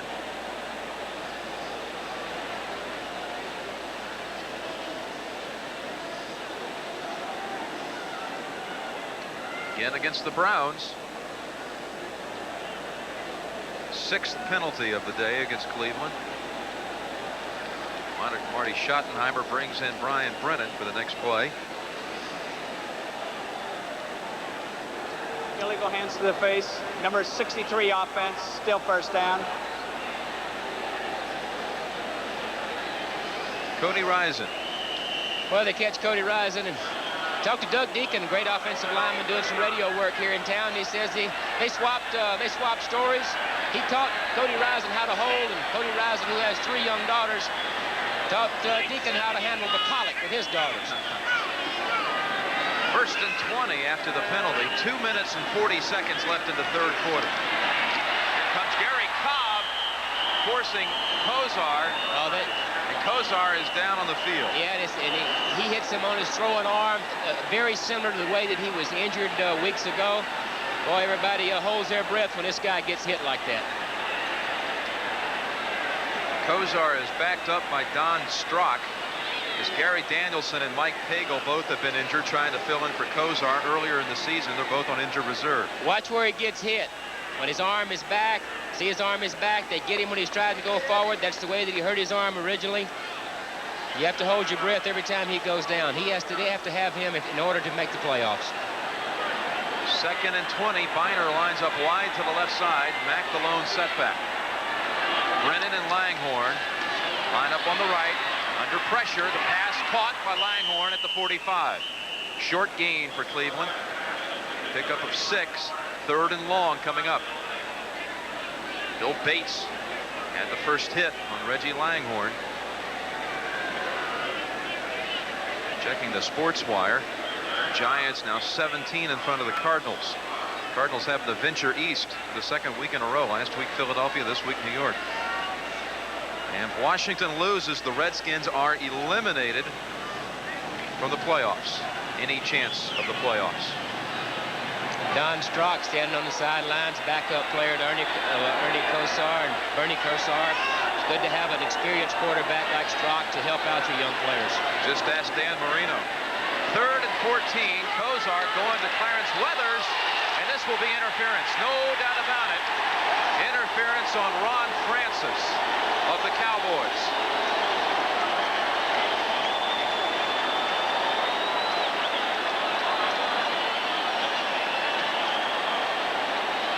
Clarence Weathers never had a chance. First down. Francis just wrapped him up early. And Cleveland's inside the Cowboys 30 at the 28-yard line. Well, here's the tail end of it. You see Weathers is eye on the ball, both going for the ball. There's the left arm. It comes across the shoulder prior to the ball getting there. No doubt about it. First and 10 for the Browns at the 28-yard line. Now lined up in the eye. Here's the give to Biner. Biner picks up 5 yards on the carry to the 23-yard line. You get down in this part of the field, in this territory, Jim, as a quarterback. Once you get to the 20-yard line, 15-yard line, you start expecting man-to-man type defenses and try to get the matchups that you want. Kenny, number 42, is checked in for Cleveland. Tim Manoa, and he was sorry to hear you were going to be here this week. Oh, yeah? Why's that? He's afraid of snakes. Afraid of snakes? I'm a friendly one, though. I'm a friendly one. No problem. He's too big anyway. That's Manoa, the lone setback. Biner on a wing, now set in motion. On 2nd and 5, here's Tim Manoa. Tell you, one more run into that defensive front, he might be afraid of that Cowboy defensive line as well. Well, you know, they run the ball up in there with Manoa and the straight-ahead type stuff. Their success has been throwing the football, you know, and you hate to sit up here and second-guess because I've been in that situation down there. But you have to question the fact of taking the ball, running the ball up in there with 2nd down and 5, and then you have the 3rd down obvious passing situation. Their success has been Bernie Kosar throwing the football, and I think that's what they should do. Tim Manoa, the man from Tonga, checks out. Cleveland on 3rd and 4 has 4 receivers in the game. Closing seconds of the 3rd quarter. Dallas may have jumped. No flag. Pass is caught. Caught by Brennan for a first down. Their possession receiver. He just goes up and hooks it up. They'll take that for the first down when they're giving them that much room. Final seconds of the 3rd quarter. This crowd thought there was going to be an offsides encroachment penalty against the Cowboys. There was no flag, but it doesn't matter because Brennan picks up the first down at the 14-yard line. That's the end of the third quarter with the score. Dallas 14, Cleveland 10. We now pause for a word from your local station. This is CBS. Scandinavian is still celebrating the grand opening of our newest health spa in Canton. And right now in celebration, you can join any Scandinavian for only $199 for 1 full year. That's right, only $199 for 1 year at any Scandinavian. And there's more. Just visit our grand opening in Canton for your chance to win a 1989 Chevrolet or one of hundreds of other fabulous prizes. And take advantage of a special grand opening price at our newest Scandinavian in Canton. You don't have to buy any equipment to turn your phones into a smart business phone system, because with this button and this one, you can tap into the smart business phone system from Ohio Bell. You can make intercom calls, Al speaking. Oh, hi, Fred. Yeah, let me transfer you over to Diana. conference calls. Hello?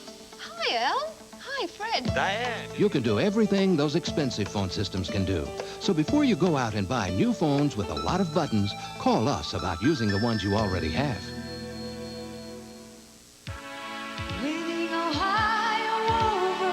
Ford represents quality and performance. Ford Ranger is the #1 selling compact pickup in America. Ford F-Series is the #1 selling full-size pickup in America. In fact, 5 of America's 10 best-selling cars and trucks are Fords. I drive a Ford. It represents, in my mind, the quality in its field.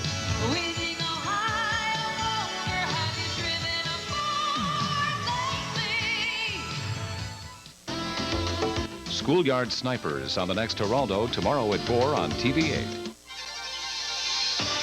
CBS Sports coverage of the National Football League is sponsored by Honda, maker of the Civic 4-door, Seagram's Coolers, and by AT&T, the right choice. Welcome back to Cleveland Stadium as we enter the fourth quarter of play. Jim Nantz along with Ken Stabler. And the Browns trailing the Cowboys 14-10, but first and 10 for Cleveland from the Cowboy 14-yard line. Weiner in the backfield, but Kosar to throw on first down, incomplete. Intended for Reggie Langhorne at the 5. Well, you notice they're down on the dog pound end now, Jim, and that crowd is helping out the offense by being a lot quieter than they are when the opponent's down there, so that Bernie can do his audible work. That was intended actually for Herman Fontenot, a running back who they line up as a receiver quite often. What do you think that is? I hesitate to guess, but he's got Hanford-Dixon's jersey on. Yeah, he created a monster, all right. 4 receivers now for the Browns on second and 10 from the 14. Again, they've had trouble scoring touchdowns inside the 20. They're dead last in the NFL in getting it in the end zone inside the 20. Here's the pass. Fontenot at the 5, touchdown. Great play. Fontenot breaks the tackle of Michael Downs and scores the touchdown.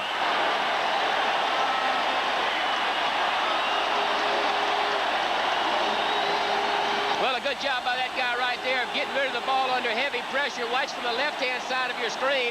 On the outside, coming clean, nobody on him. He delivers the ball right on target. Great separate effort by Fontenot for the touchdown. Good job by Bernie Kosar to read that, get rid of it. Matt Barr to attempt the extra point. Art Modell watching the play. There's a happy man.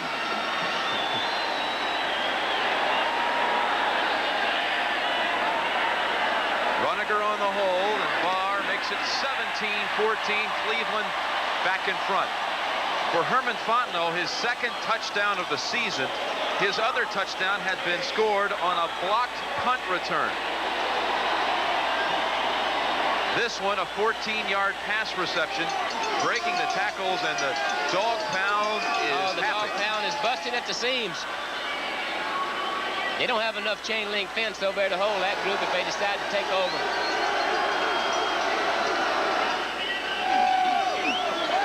This telecast is presented by authority of the National Football League and is intended for the private use of our audience. Any rebroadcast or other use of this telecast without the express written consent of the Cleveland Browns and the National Football League is prohibited. Yes, sir. Well, we got a horse race. Cleveland takes with the football 80 yards for the touchdown after the Cowboys had driven to the 31-yard line and again decided to punt instead of go for the field goal. The momentum shifted at that point. No doubt the momentum shifted at that point. They take it down there. They get the big plays out of Bernie Kosar. Fontenot. Like I said, momentum has changed. Now the defense has to keep it that way. 9 plays it took to cover the 80 yards, and over 4 minutes they used on the clock. And they do it with that underneath possession type passing, and they look for those big plays. They run the ball in the middle, and I think what they need to do, if they're going to get there, is what we've been saying, is they've got to protect Bernie Kosar, get him in some kind of rhythm of throwing those short things, which he's doing right now, and that's where their success lies. And of course, the interference call didn't hurt anything either. Well, the Birds are heading south. Now the question is, are the Cowboys, after that drive by Cleveland, will they respond? Take a 2-11 ball club. They struggled all year long, and we'll see how they react to it. Matt Barr's kick comes to Clack at the 10, to the 20, and to the 28-yard line. Darryl Clack. Man down on the field. And it's Herman Fontenot who just scored the touchdown for the Browns. Now he's on his feet with the help of a couple of teammates, and he'll walk off the field. There's the drive for the Browns. It now puts them back in front, 17-14 with 14:52 left in the contest.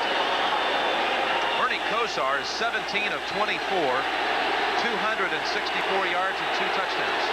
Yeah, there's one of my old teammates. I know it has to be one of them behind there. First down play action fake by Pallur, setting up the long pass. Everett Gay at midfield, and the ball is stripped loose, and it's recovered by Cleveland. Hanford Dixon strips it. Dixon sticks him, Wright recovers. Well, that's what we were talking about earlier. You have to have some of your guys step forward and make the big play. Hanford Dixon, they call him top dog. He takes it on his shoulders to step in there and make something happen.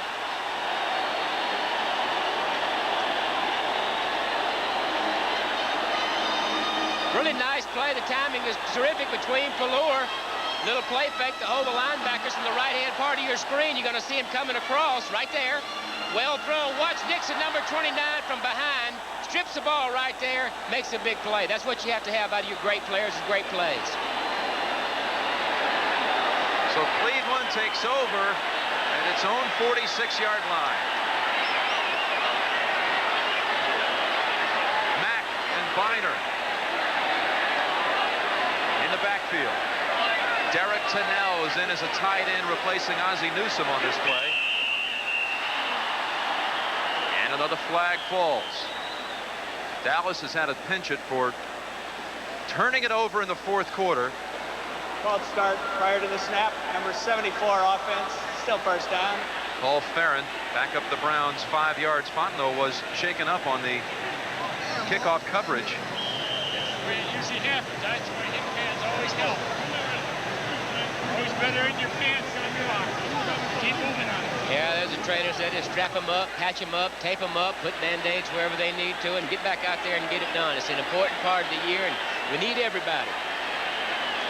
To embellish that point, Kenny, Dallas is minus 11 now on the season in the takeaway giveaway ratio in the final quarter. They've lost many games in the fourth quarter. Kosar almost intercepted. Batted in the air, and Ron Burton couldn't quite get there fast enough.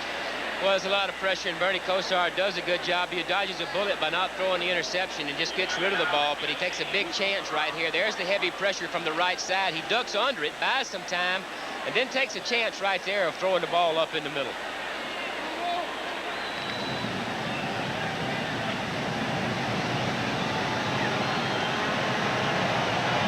The Heaters always draw a big crowd in Cleveland this time of year.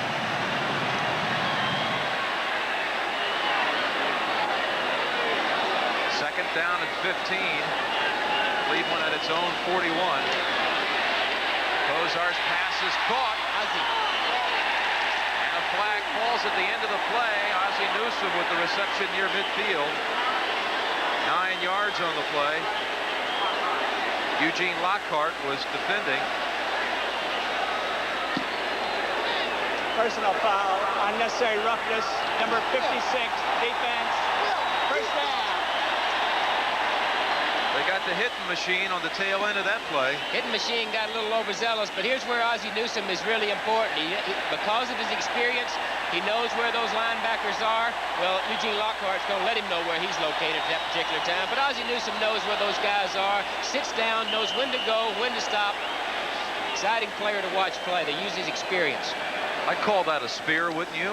Without a doubt. I think that was an ouch. Very good call. 14 minutes and 10 seconds left. Ozzie has 30 receptions now, all 11 seasons in his career after that reception. The Cowboys 36. Kevin Mack, 6-yard gain. Stopped by Everson Walls.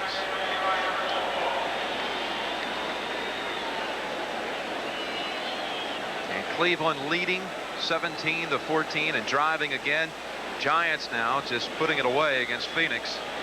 As we check the sports wire, Philadelphia again right at the top of the NFC East and trying to continue on and eliminate the Redskins from the playoff picture. If the Redskins lose today, they'll become the 7th Super Bowl champion to fail to make the playoffs the following year. Yes, I can remember that. Finer split backfield. Mack with a whistle, and the play is ruled dead. I believe the down clock expired. A delay of game coming up against Cleveland. Delay of game prior to the snap. Offense. Snake, when you guys beat Minnesota 32-14 in the Super Bowl, January of '77, how did you guys come back the next year? We played pretty well, as a matter of fact. We went all the way to the championship game in Denver. I think Denver won the division, or a better record than we did. We had to go to Denver and play in the championship game, and they beat us. A lot of people think that Rob Lytle may have fumbled late in the game and was not called, and as a result, we didn't repeat. One of John Madden's favorite plays, the Rob Lytle fumble. 2nd and 9 for the Browns. Got a man open. It's Weathers. One-handed catch and a touchdown. Nothing to it.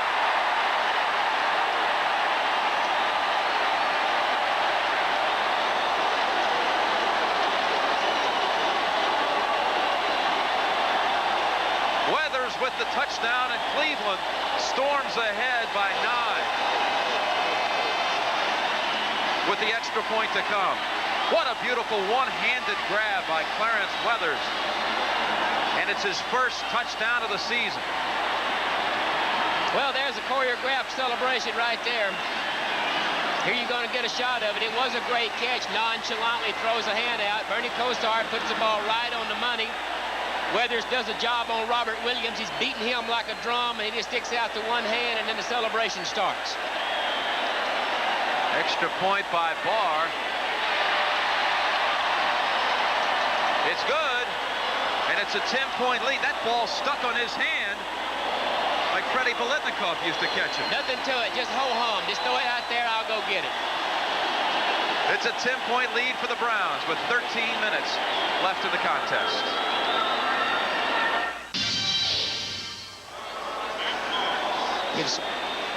Well, it's Cleveland now with 2 touchdowns in the 4th quarter to take a 10-point lead. The summary, Kosar, 3 touchdown passes, over 300 yards for the contest. The Cowboys have been flagged 12 times. And Cleveland leads in total yards, but the important thing, of course, they lead on the scoreboard 24-14. What's happened here in the 4th quarter? Well, you have to have great plays out of your great players. And Hanford Dixon strips the ball on an obvious first down by Dallas, and then to give the offense the ball, Bernie Kosar makes the big plays. What you have to have, like I said, plays out of your people, and that they're making them. Here's an example of it right here. He throws the ball out. Weathers goes and gets it. He's beating his guy extremely 5 or 6 yards and makes the one-hander. You have to have those kind of plays if you're going to keep advancing.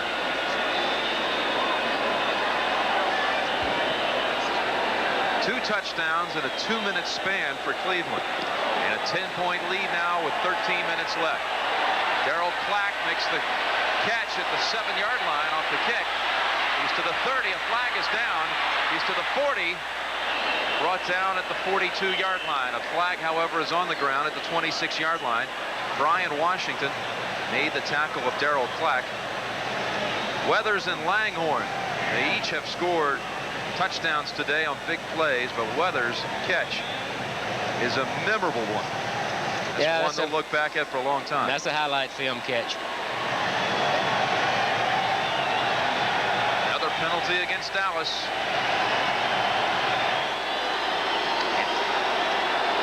Illegal block during the return. Number 55, receiving team. First down. Steve Diassi on this one, Snake. Well, you see 55 right there in front of you. Number 24, obvious infraction hitting him from behind. So the Cowboys start the drive at the 16-yard line.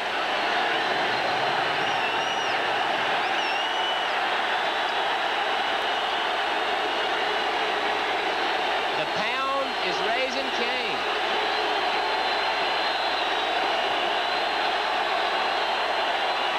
Herschel Walker at the 20 to the 30 as he gets into the secondary. Felix Wright and Brian Washington stopped him. Had he broken one more tackle, Herschel Walker may have made that an 84-yard run. That puts Walker very close to the 100-yard mark. In fact, let's give it to him. There's 100 yards on the day for Herschel Walker. 18 carries, 100 yards. His fourth 100-yard effort of the season.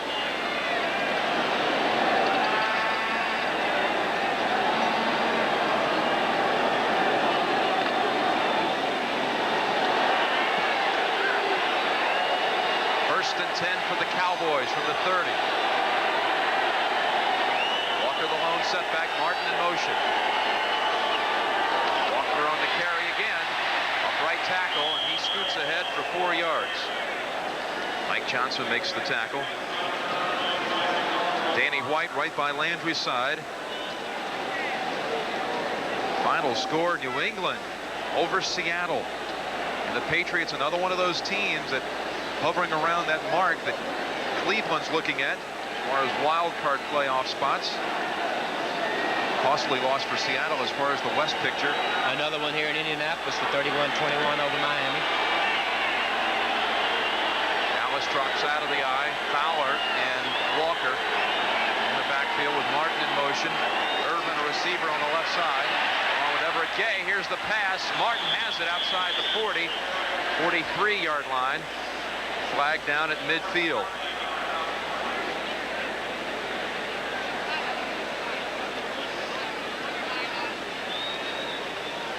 Martin had enough for the first down for the Cowboys. One Cleveland player now clapping his hands, indicating it might be against the Cowboys. Illegal hands to the face. Number 29 defense. Penalty decline. First down. Hanford Dixon. So that one's against the Browns, and it's a first down for the Cowboys. Still a lot of time left here, Snake. 11 minutes and 14 seconds remaining. Awful lot of time. Down by 10, but I think you have to consider the time, and I think the running game with Herschel Walker, I think they're going to have to throw the ball. They've been successful throwing the ball, but they've turned it over after the catches. Martin to the right, Everett Gay to the left. Walker gets the pitch left, and he is wrapped up by Clay Matthews. Clay Matthews is playing today with a broken right hand. Suffered last week against the Redskins. You know, this time of year, Jim, everybody's banged up and beat up out there. You've got nicks, every imaginable kind of injury, from knees to shoulders to hands to arms, and all the players know how important it is at this point in time to be able to go out there and play while you're hurt. And guys like this that play for an awful long time, they are able to play hurt. Rubber cast on his right hand. Clay Matthews. Second down for the Cowboys.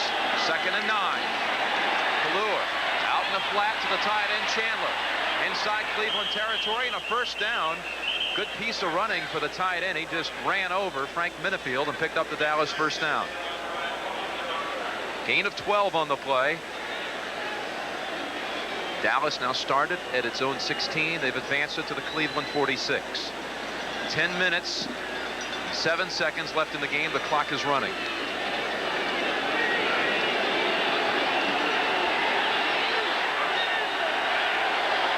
Gay to the left, Martin to the right. Walker the lone setback. Chandler in motion. Walker on the carry. Good room for Walker. He's at the 30. And he swung around and knocked out of bounds by Felix Wright. First down for the Cowboys after the big gainer. Gain of 20 yards by Walker. Jim, watch the motion man's block. There's the motion man right there going in motion across the formation. Watch his block. You're not going to be able to see it. He kicks out right there on number 57, Matthews, which enables Walker to cut behind him. Nice job of blocking by Chandler Thornton. 21 rushes, 124 yards for Herschel Walker.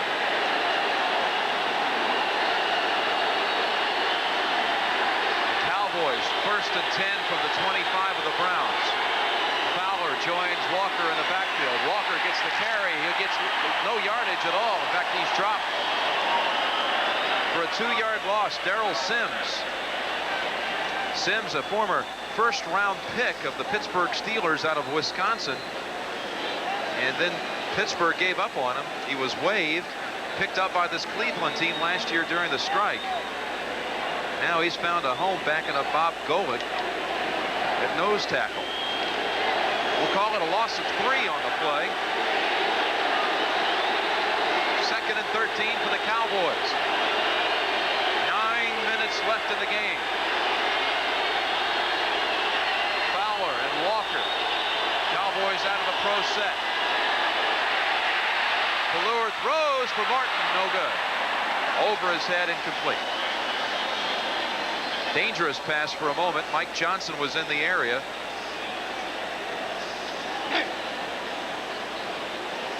And at this point, down 10, if you're the Cowboys, you got to put at least 3 on the board. You need a score. You need 2 scores to catch back up. Got to come out of here with something. They've got good field position down here. Third down, awfully big play right here. But like you say, they have to come out of here with some points because you have to look at the clock and time is starting to be their enemy. Next Sunday, doubleheader here on CBS. Cowboys and Redskins. Detroit and Chicago in the early action. NFL Today at 12:30 gets it underway. The Saints and the 49ers in the second game of our doubleheader next Sunday. 4 receivers for the Cowboys. On third down, the pass to Martin. First down, Dallas. First down at the 12-yard line. That was Michael Irvin helping Martin get on his feet. And Martin with the reception, a gain of 12 yards. Good job by Ballure of delivering the ball. He's been doing it all afternoon under extreme pressure. You see people in his face. Throws the ball on the outside. You have to keep this throw on the outside, low and outside, exactly where he throws it. They're in business. So the Cowboys first and 10 from the 12-yard line of Cleveland. They stay with Fowler in the backfield, joining Herschel Walker. Martin to the right, Gay to the left. Inside handoff, Walker. Inside the 5 and near the first down. Pickup of 10 on the play by Herschel Walker.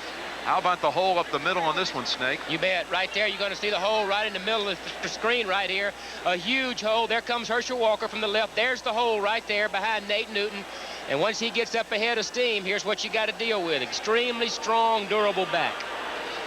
Felix Wright finally tackled him at the 4. It's 2nd and 1 for the Cowboys. Walker has 101 yards rushing, more yards rushing than the Cleveland team. 2nd and 1. Pitch left, Walker. Fowler clears the way. Walker walks in. Touchdown, Cowboys. What a lead block by Todd Fowler. Todd Fowler, nice block by Nate Newton, the left guard also. Got to hand it to the Cowboys. They really responded, driving 84 yards right after Cleveland had back-to-back touchdowns. Watch the block over in this area right there, Jim. You're going to see a nice block, as you said, by Fowler, the motion man right there. There's the block. There's Nate Newton, number 61, who hits number 51. He knocks the linebacker Eddie Johnson out of the way, and Walker walks in.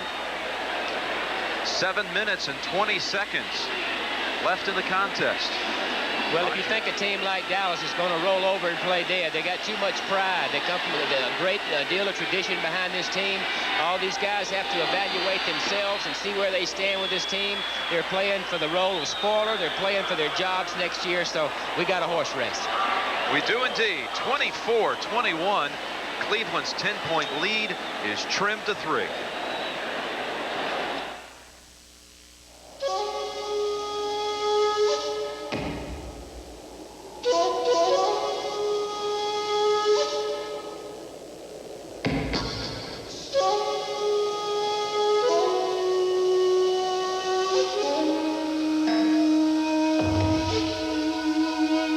Life's full of simple pleasures, like the comfort of Levi's jeans.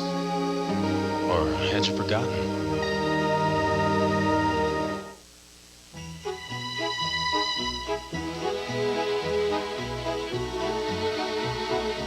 For those with a talent for brightening up the holidays, McDonald's has something special just for you. For a short time, we're serving holiday chicken McNuggets with a festive orange sauce. There are also thick, rich eggnog milkshakes and cool peppermint sundaes. They're just our way of lighting up the season. Your holiday place, McDonald's.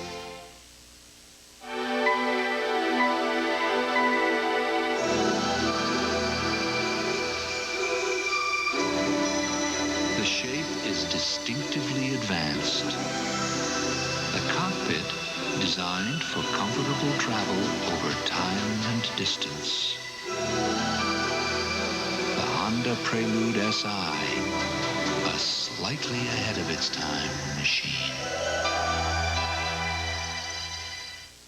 Next Saturday, it's Philly against Phoenix. Two teams fighting for their playoff lives. That's next Saturday on CBS Sports.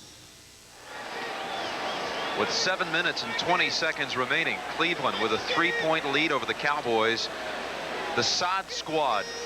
Sod Squad. Out there in force. You know, they call this in polo stomping out the divots. They do that at halftime after 3 chukkers. Looks like where I've been swinging a 9-iron. This is what the golf course looks like after you're done with it? It's a mess. Your name just went on a list. Can't hit it out of my shadow. Keep them off the grounds. I know better than that. You're trying to set me up for some shots. Look at the scoring drive by the Cowboys. Cannot emphasize enough the Cowboys responding after the Cleveland team had scored 2 touchdowns in a 2-minute span and Dallas driving 84 yards. Get right back into the contest. Stephen Braggs joins Glenn Young back to receive the kick of Ruzek. Ruzek's kick, a short one, comes to Young at the 17. He's got a hole at the 30. Grabbed by one arm. Manny Hendricks makes the tackle for the Cowboys. Manny Hendricks may have saved the day for the Cowboys for the moment. Manny Hendricks, a former basketball player out of the University of Utah. And now is a backup cornerback for the Cowboys. Almost breaks this, but what this does, it gives them good field position. It gets out where they can use a higher percentage of their offense out around the 40-yard line. What Cleveland would like to do, of course, is to maintain control of the ball, and they would like to get some first downs. They'd like to do it running to keep the clock going. They've got their duo in the backfield, Biner and Mack.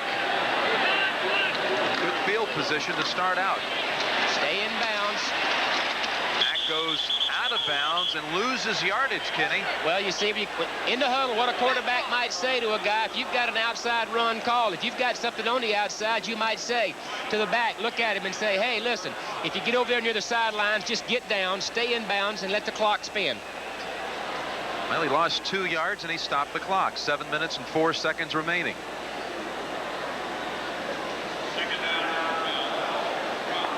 The 49ers have beaten Atlanta.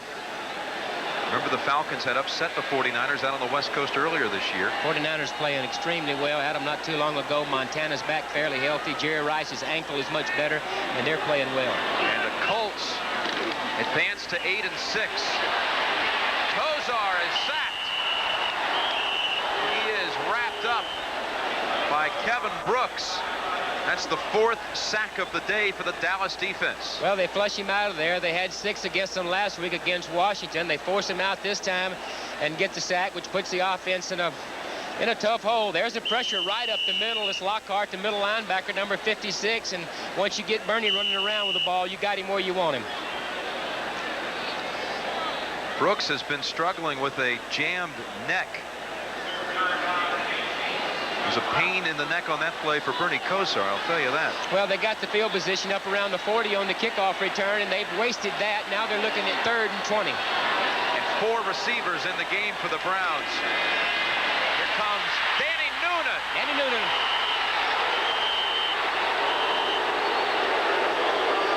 Kosar is caved in around the 20-yard line. And that offensive series for the Browns netted a minus 19 yards. 3 plays, they lost yards on all 3 plays. That's where it's going to come from right there. Danny Noonan, number 73. He's going to beat number 77, Ricky Bolin, right there. There he is, all over him. Not a chance. Danny Noonan in the footsteps of Randy White, footsteps of Bob Lilly. They think he'll be a good long-term tackle. Max Runiger kicks it away to Kelvin Martin. He's going to try the right side. Martin gets to the 45-yard line, a 10-yard return. Mark Harper on the tackle. The Cowboys have the football and the momentum with 6 minutes and 10 seconds remaining.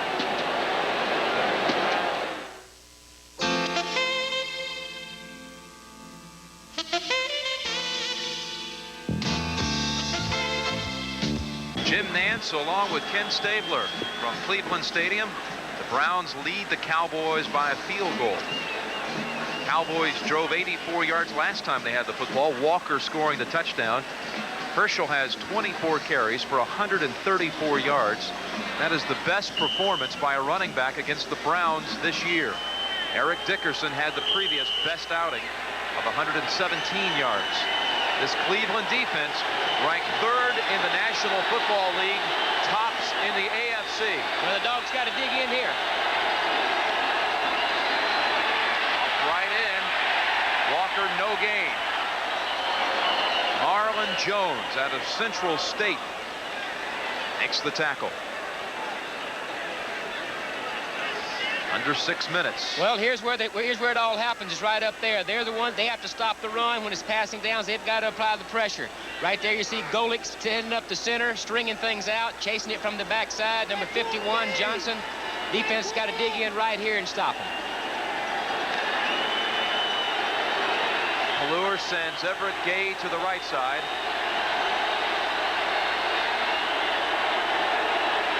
Kelvin Martin to the left. Fowler and Walker lined up in the eye behind Steve Pelluer. Pelluer, slant pattern, Everett Gay. He's down to the 41-yard line, and as he broke the first tackle, he was dangerously close from taking it all the way. There was one defender back there after the 14-yard pickup. Like an audible situation where Pelluer just stands up and sees that room out there and takes it. Delivers the ball right on time. Nice job of Pelluer. Watch him hesitate. Right there he hesitates. Gives his receiver time to get into position, get his body between the ball and the defender. Nice play. Everett Gay has had a big afternoon for the Cowboys. 3 receptions for 62 yards. Flack on the carry. He'll lose yards. Good defensive play by Cleveland and Michael Dean Perry. What do you think of the rookie out of Clemson, Perry? Everyone knows he's the Fridge's brother. Well, he's playing better than the Fridge at this point in time. He has more sacks than the Refrigerator right now. He's probably playing better. Refrigerator has had the weight problem. He's had the broken arm, and I think his brother has just been healthier than the Refrigerator has. Michael Dean has more sacks this his rookie season than any season for his brother. A small, never had that many sacks in a season. A small appliance. Yes, he is. 2nd and 12. Flags everywhere.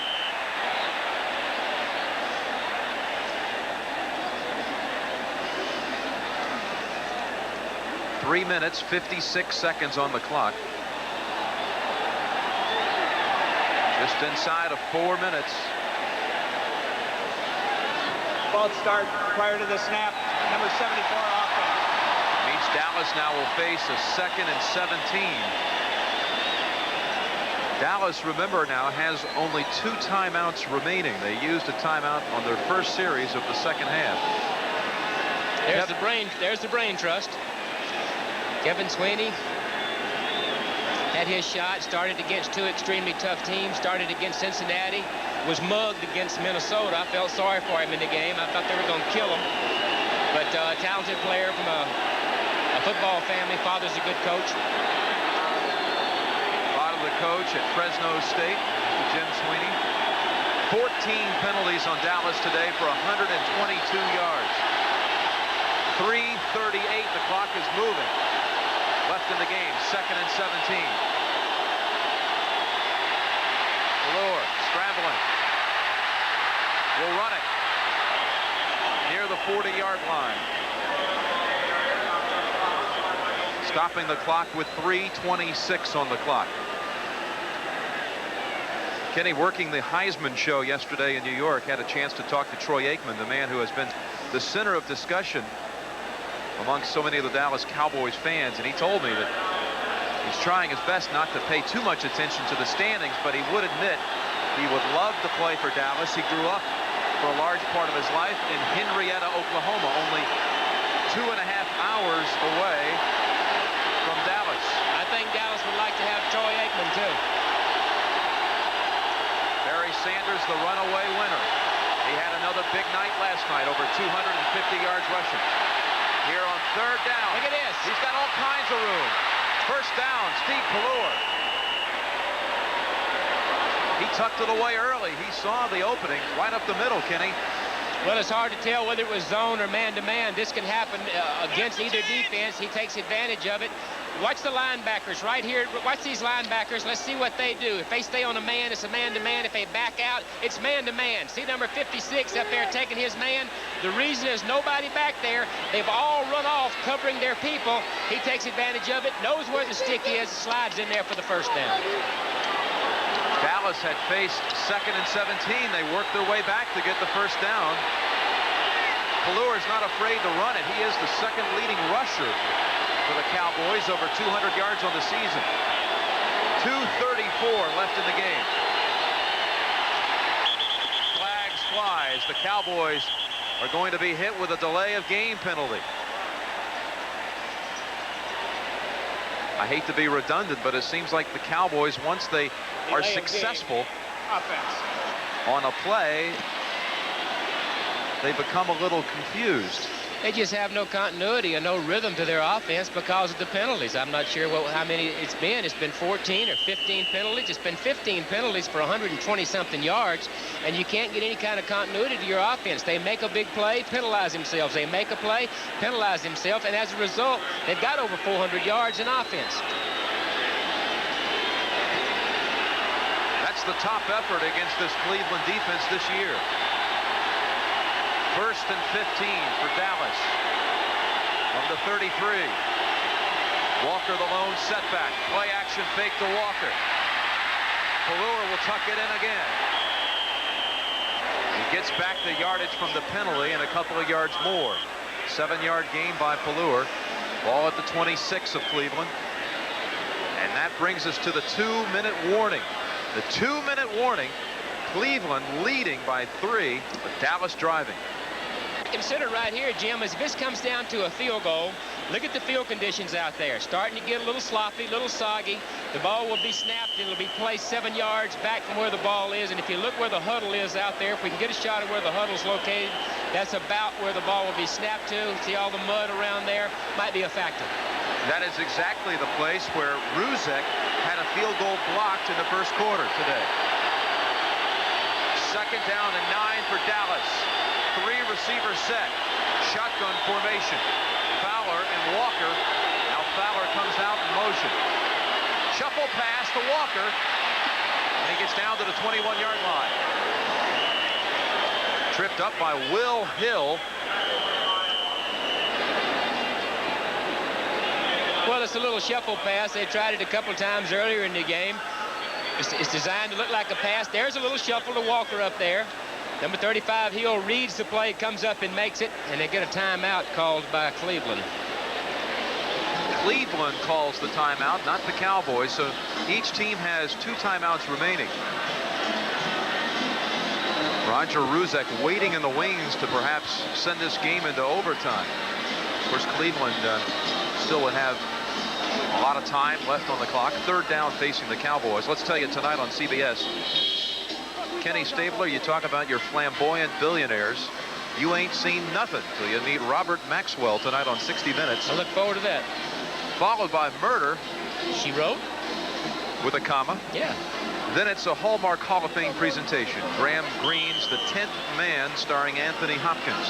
That's all tonight on CBS. Great lineup.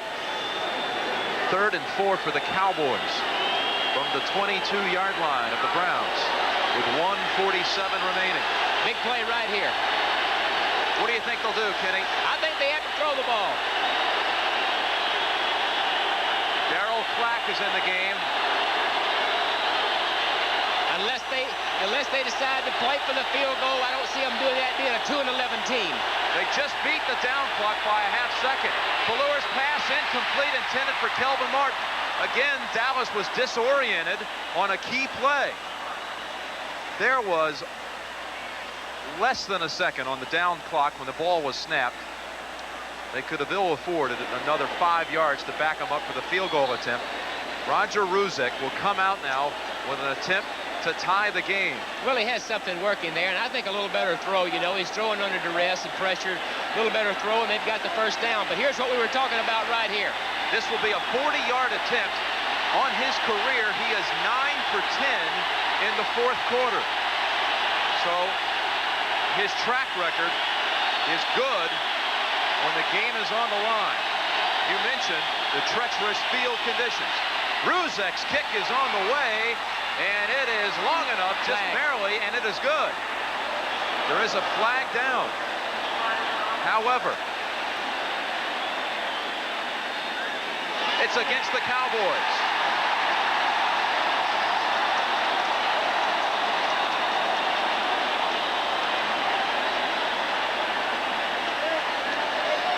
Kenny, he did not clear the crossbar by much. No, and if they assess the penalty,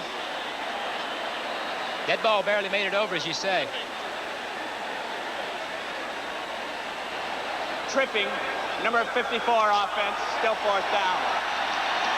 Goes against Randy White. Tough break. Here's a shot of it right here. You can see the ball coming through the upright. It's hard to see the tripping from that particular angle, but this ball barely makes it in, but it is in. This makes it now a 50-yard attempt for Ruzek. And the Cowboys are screaming on the sideline. They're trying to get the officials' attention. This will be a 50-yard attempt, which is a career long for Ruzek. Dallas on the sideline is wanting a timeout. They don't see it.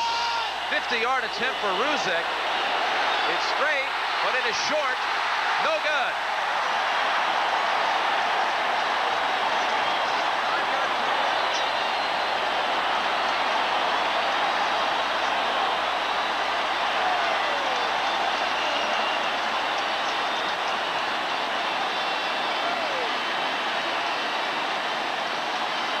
Roger Ruzek had been successful on a field goal in the first quarter.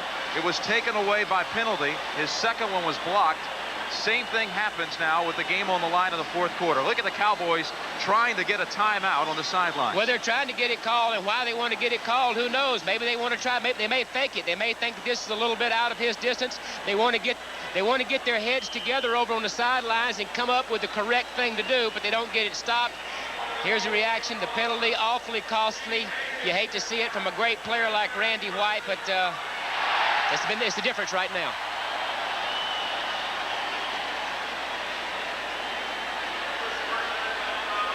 And that sums up not only today, but the year for the Cowboys. That's the way it has gone. The carry by Mack loses yardage, and immediately a timeout is called. This man is destined for the Hall of Fame. 9-time Pro Bowler Randy White, who was flagged for Dallas's 16th penalty of the day in a one that wiped off a tying field goal from the board. Well, you know, he knows exactly what the situation is, and as I said earlier, you hate to see it from a guy that's been through as much as Randy White's been through. He's a terrific player, an all-pro player, a great player, like you said, destined for the Hall of Fame, and for it to be assessed against him, you really have to feel for him. He knows how much it cost him. 1:25 left on the game clock, and the Cowboys have 1 timeout remaining. Let's check out the scores. The Giants bomb Phoenix 44-7. Cincinnati assures itself now of at least a wild card berth. But even bigger news for the Bengals. Buffalo lost today, and now Buffalo and Cincinnati have the best records. They are tied for the best record in the AFC, and Cincinnati, if it ended up that way, would have the home field advantage through the playoffs because they beat the Bills last week. Big upset today. Tampa Bay over Buffalo. 2nd and 13 for the Browns. Expect the Cowboys to use another timeout immediately. Again, no gain at all on the play. That's the final timeout for Dallas. 1:21 left in the game.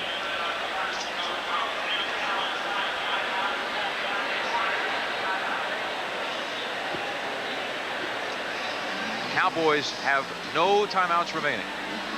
With 1:21 left, if they stop Cleveland on this play, they'll still get their hands on the football for one last crack.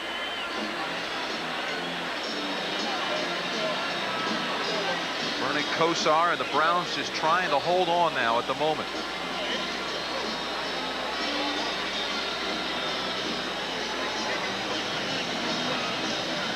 (24-21). The Browns trying to advance to 9-5. Well, he has to be awfully happy right there. Art Modell, the owner of the Cleveland Browns. They've been so close in the last couple of years. They had the fumble by Ernest Biner against Denver. They've been so close. And after being here this week and seeing what a nice man he is, you have to be real happy for their success.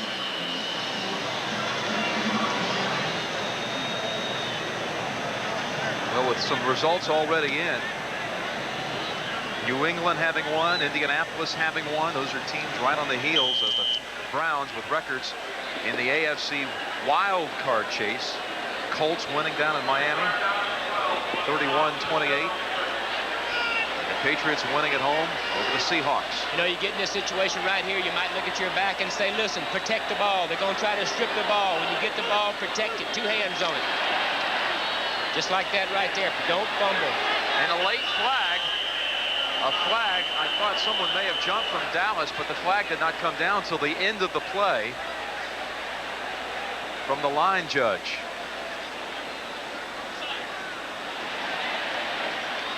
It was a late flag, but it's going to be offsides, which occurred at the start of the play. Someone jumped from the Cowboys. Defense, still 3rd down. Penalty number 17 of the day against Dallas. 1:16 left in the game. 3rd and 7 for the Browns. Stay on the ground here or just go for one last first down to ice it, Kenny? I don't think there's any doubt about it. I think you run the ball right here. 1:15, 1:16 left. Dallas is out of timeouts. I don't think you risk throwing the ball here, but you never know with Bernie Kosar. Well, they brought Tim Manoa in as the fullback. They're certainly in a running-type formation. They are. Everyone in tight except for Langhorne, who's in motion. Ernest Biner, the tailback, gets the carry. He's short of the first down. 38-yard line after a short gain. Tackled by Too Tall Jones and Kevin Brooks. You throw the ball in that situation, and if you have an incomplete pass, it's going to stop the clock. In this particular situation, you run the ball, and when you change possessions like this, the clock is going to continue to run, which works in favor, of course, of Cleveland. There is a 19-second difference on the down clock to the game clock, which means the Cowboys will get the football with less than 20 seconds remaining and no timeouts.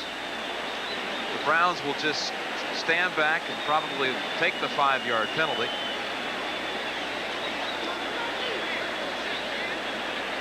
The Browns next week will be playing at Miami. And the Cowboys are at Washington. So 1 second and the down clock expires. 20 seconds is the difference. 20 seconds left on the game clock.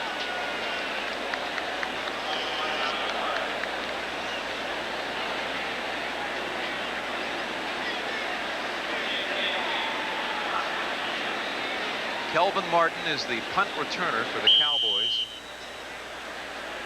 And I would anticipate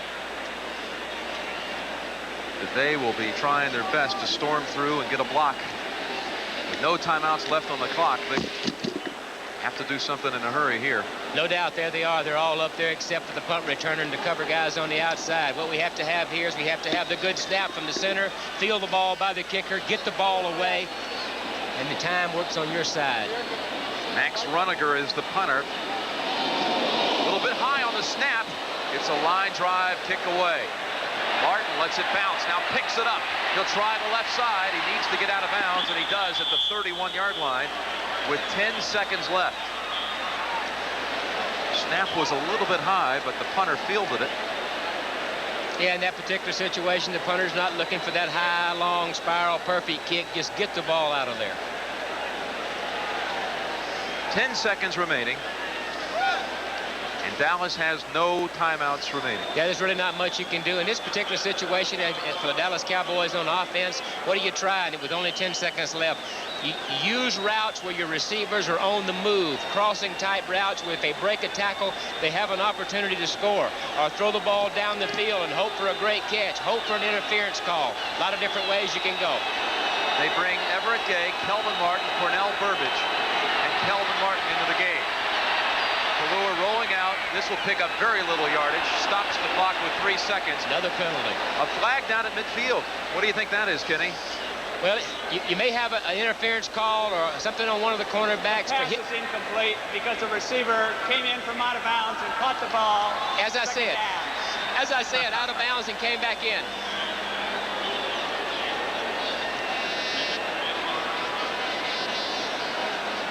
Now just one last play. Well, all we can do here, Jim, is just throw the ball up, the Hail Mary type thing, and hope something miraculous happens, and that's the only thing left. One last shot. They put all their guys on one side, all their speed people out to one side. Throw the ball up, hope you can get a tip of some kind. Out of the shotgun, the snap. There it is. Pelluer's Hail Mary. Alexander in the area. Ball falls to the ground, incomplete. The game is over. And the Cleveland Browns of Marty Schottenheimer advanced to 9-5 on the season, which ties the all-time franchise record from the expansion season of 1960. Well, they really dodge a bullet, Jim, when they get the penalty down there on the field goal that was successful, which probably throws the game into overtime. They dodge a bullet, and they're still alive, still fighting.